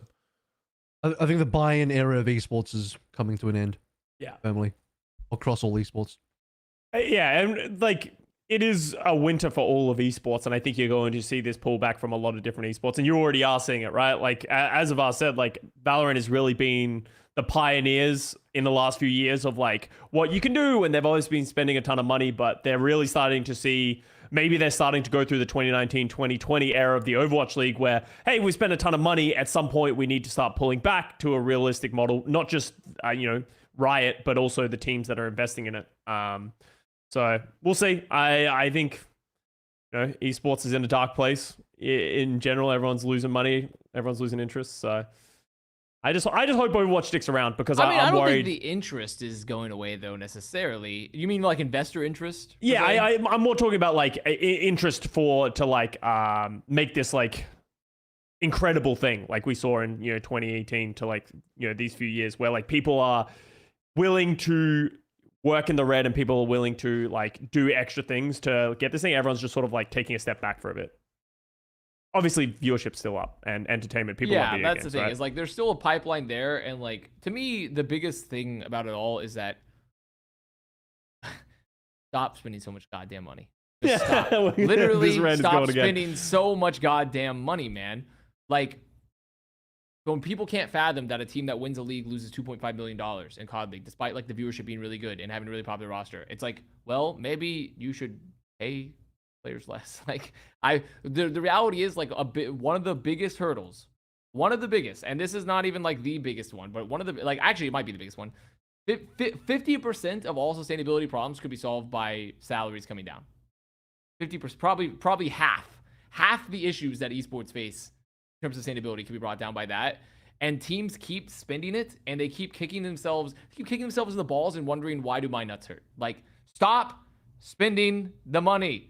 Stop. Just make a reasonable, like, it's perfectly acceptable to make, for a player that's at the top of their game that's really good, to make between like 50 to 100,000, right? No one needs to be making 300,000. No one needs to be making 400,000. No one needs to be making that over a multi-year period. Like, the return's not there on those salaries yet. You can, like, that's a ridiculous salary. How about $1 million on Valorant teams? Yeah, like, you don't need that level of money spend for a player. And sure, it sucks that they can't make as much money, but like, also, like, at the end of the day, like, you want an ecosystem where you continue to do the job, where you continue to play professionally and have something you can do that you love. Like, that's just the reality. So I think esports can get there. Even without even much outside help, if they just correct the salaries that are being paid. And it's just a lot of teams and a lot of people, I think a lot of people that have set themselves like for example, like Cloud9 and stuff like that. I think that's an org that's really set themselves up for success in terms of how sustainable their model is, because they've consistently ratcheted down stuff across the board in all their titles, like over and over and over again. On our side here with our esports program, we've ratcheted down like a lot. Doesn't mean it doesn't mean we're not investing money. It doesn't mean we're not like but we just have a plan. There's a plan attached to the money, and it's not just a reckless burn. And like, so esports could be fine if just the people that are in charge stop spending all the goddamn money. That would solve issues for teams, but I think for the esports side, the operations side of the actual, like, whether they're talking broadcast production, league ops. Yeah, that doesn't solve like we still need to figure out like esports wide monetization. We've had huge discussions on this podcast, outside this podcast, about monetization. That will still need to be addressed somehow. I don't know how that's going to be addressed in like a more open model, because the one benefit of having a franchise league is, in some ways, if you're trying to sell sponsorship or you're trying to sell a product, that's like a more cohesive product to sell. While that might be more difficult in an open system. I don't know, maybe I might be wrong there, but that's my speculation on that. So there's that to think about as well. Yeah, there's a lot of room for growth and change here. It just needs to, low tier god.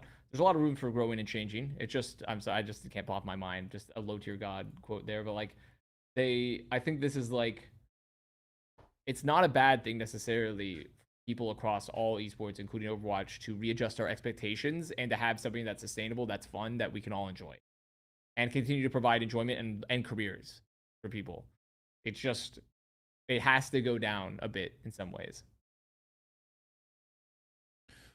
There you have it. Plat Chat Overwatch, episode 186.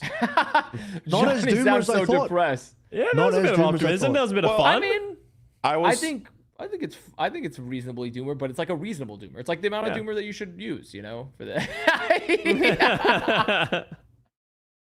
that. Johnny seems very if things don't work out, then we have lots of experienced folks from the Team Fortress 2 days, so we can lean on their experience and craftiness in putting together broadcasts and tournaments. Yeah, I mean, that's not really going to help you with like making money though, pal. Pray for Team Fortress 3. Pray for it. TF2 was like a passion project where everyone spent all their hard-earned cash to keep it alive, and then eventually left because there was, you can't do it anymore. So yeah, we got 3 Team Fortress 2 heads on this podcast. 3 of us. Yep. Yeah. I didn't really play that game. Sorry, missed out. I guess I did. It was a great title. Well, hey, Blizzard games coming to Steam. Maybe Steam takes profits of some sort of this new deal, Team Fortress 3. Then what if they call it Team Overwatch 3 and they just merge together, and then you just like add, IP? Honestly, Paladins. Yeah. No. Okay, cut it. Oh shit! All right. Overwatch just needs hats.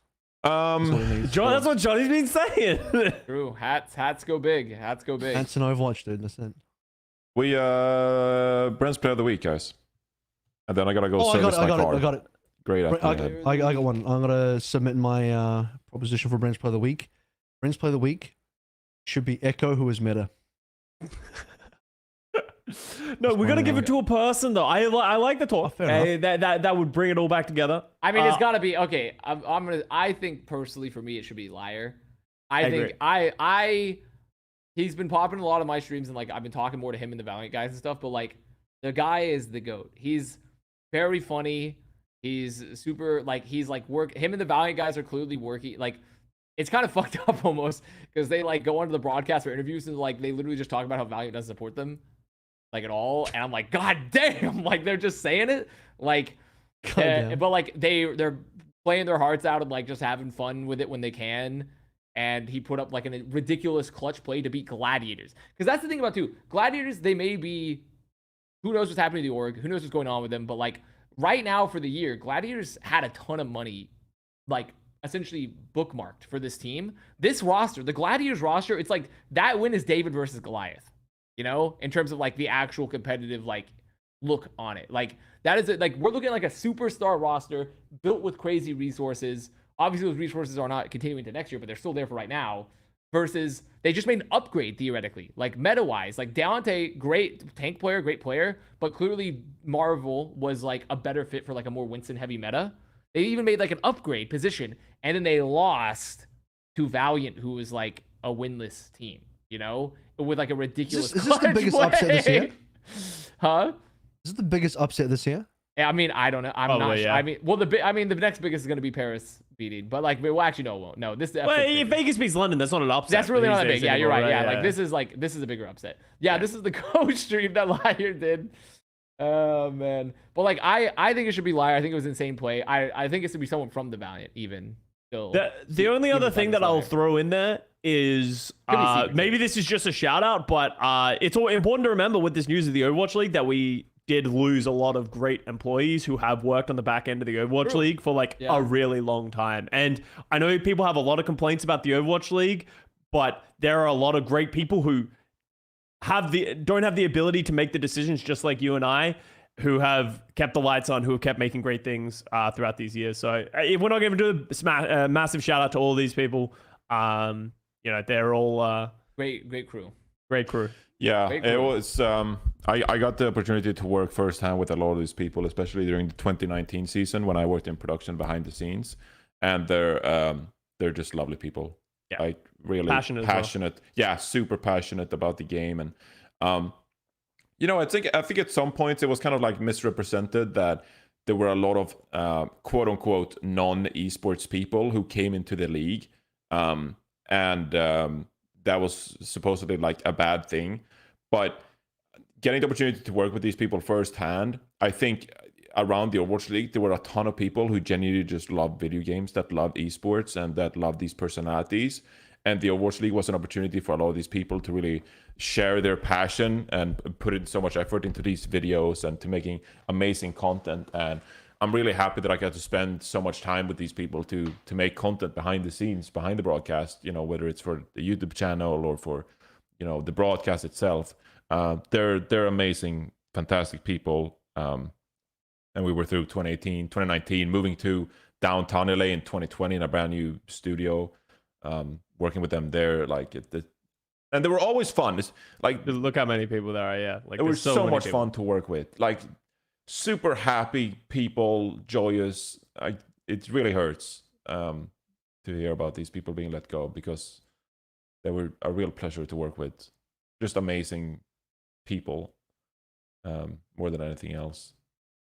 I think could have a dual Chad, production plus Liar. This could be a dual Chad moment. Down. Or a dual Bren. We can double Bren it up. Double Bren it up. Why not? Yep. Production, Liar, Echo, me as a cat? all together. Because they really did. That is one thing that could always be said, is like every time I interacted with the production team and with the Overwatch League as well, is that they always the production team for Overwatch League always had a passion for the product. Yeah. Always had passion for the product. They didn't always get like all the resources they feel like, they could have gotten to succeed, which was never an Overwatch League like issue. It was always an issue, a wider socioeconomic issue. Like, the people at the broadcast and at Owl that tried to make the product really were very passionate about it. Yeah. Across the whole. They were like boots on the ground people. And there was always a mentality of like, how do we get this done? Despite not having maybe the most resources and the most assistance and help and direction at times, there was always a mentality from these people that like, we love this shit. Like, how do we get it done? And the end result was a lot of fantastic content pieces, everything from comms check to the freaking hexagram video series we did with Custa about the detective. Oh, fucking A. Yeah. Yeah. Like, a lot of these people helped us with that. And I appreciate their effort and passion so much. So I wish them all the best. What's next? Well, my guys bring it down the... Yeah. Bren's Player of the Week goes to all of the production people. Here's to greener and better pastures. And we're going to duel it up. Guys. We're going to duel it up with Liar, who deserves the player. He's actually a player who's going to get Player of the Week. Yeah, let's go. Overwatch League 2 coming to you soon. Yeah. All right, send us off. Send us off, Johnny. Goodbye. Goodbye. Thank you very much for watching. We'll see you guys again next week. Episode 186. Subscribe.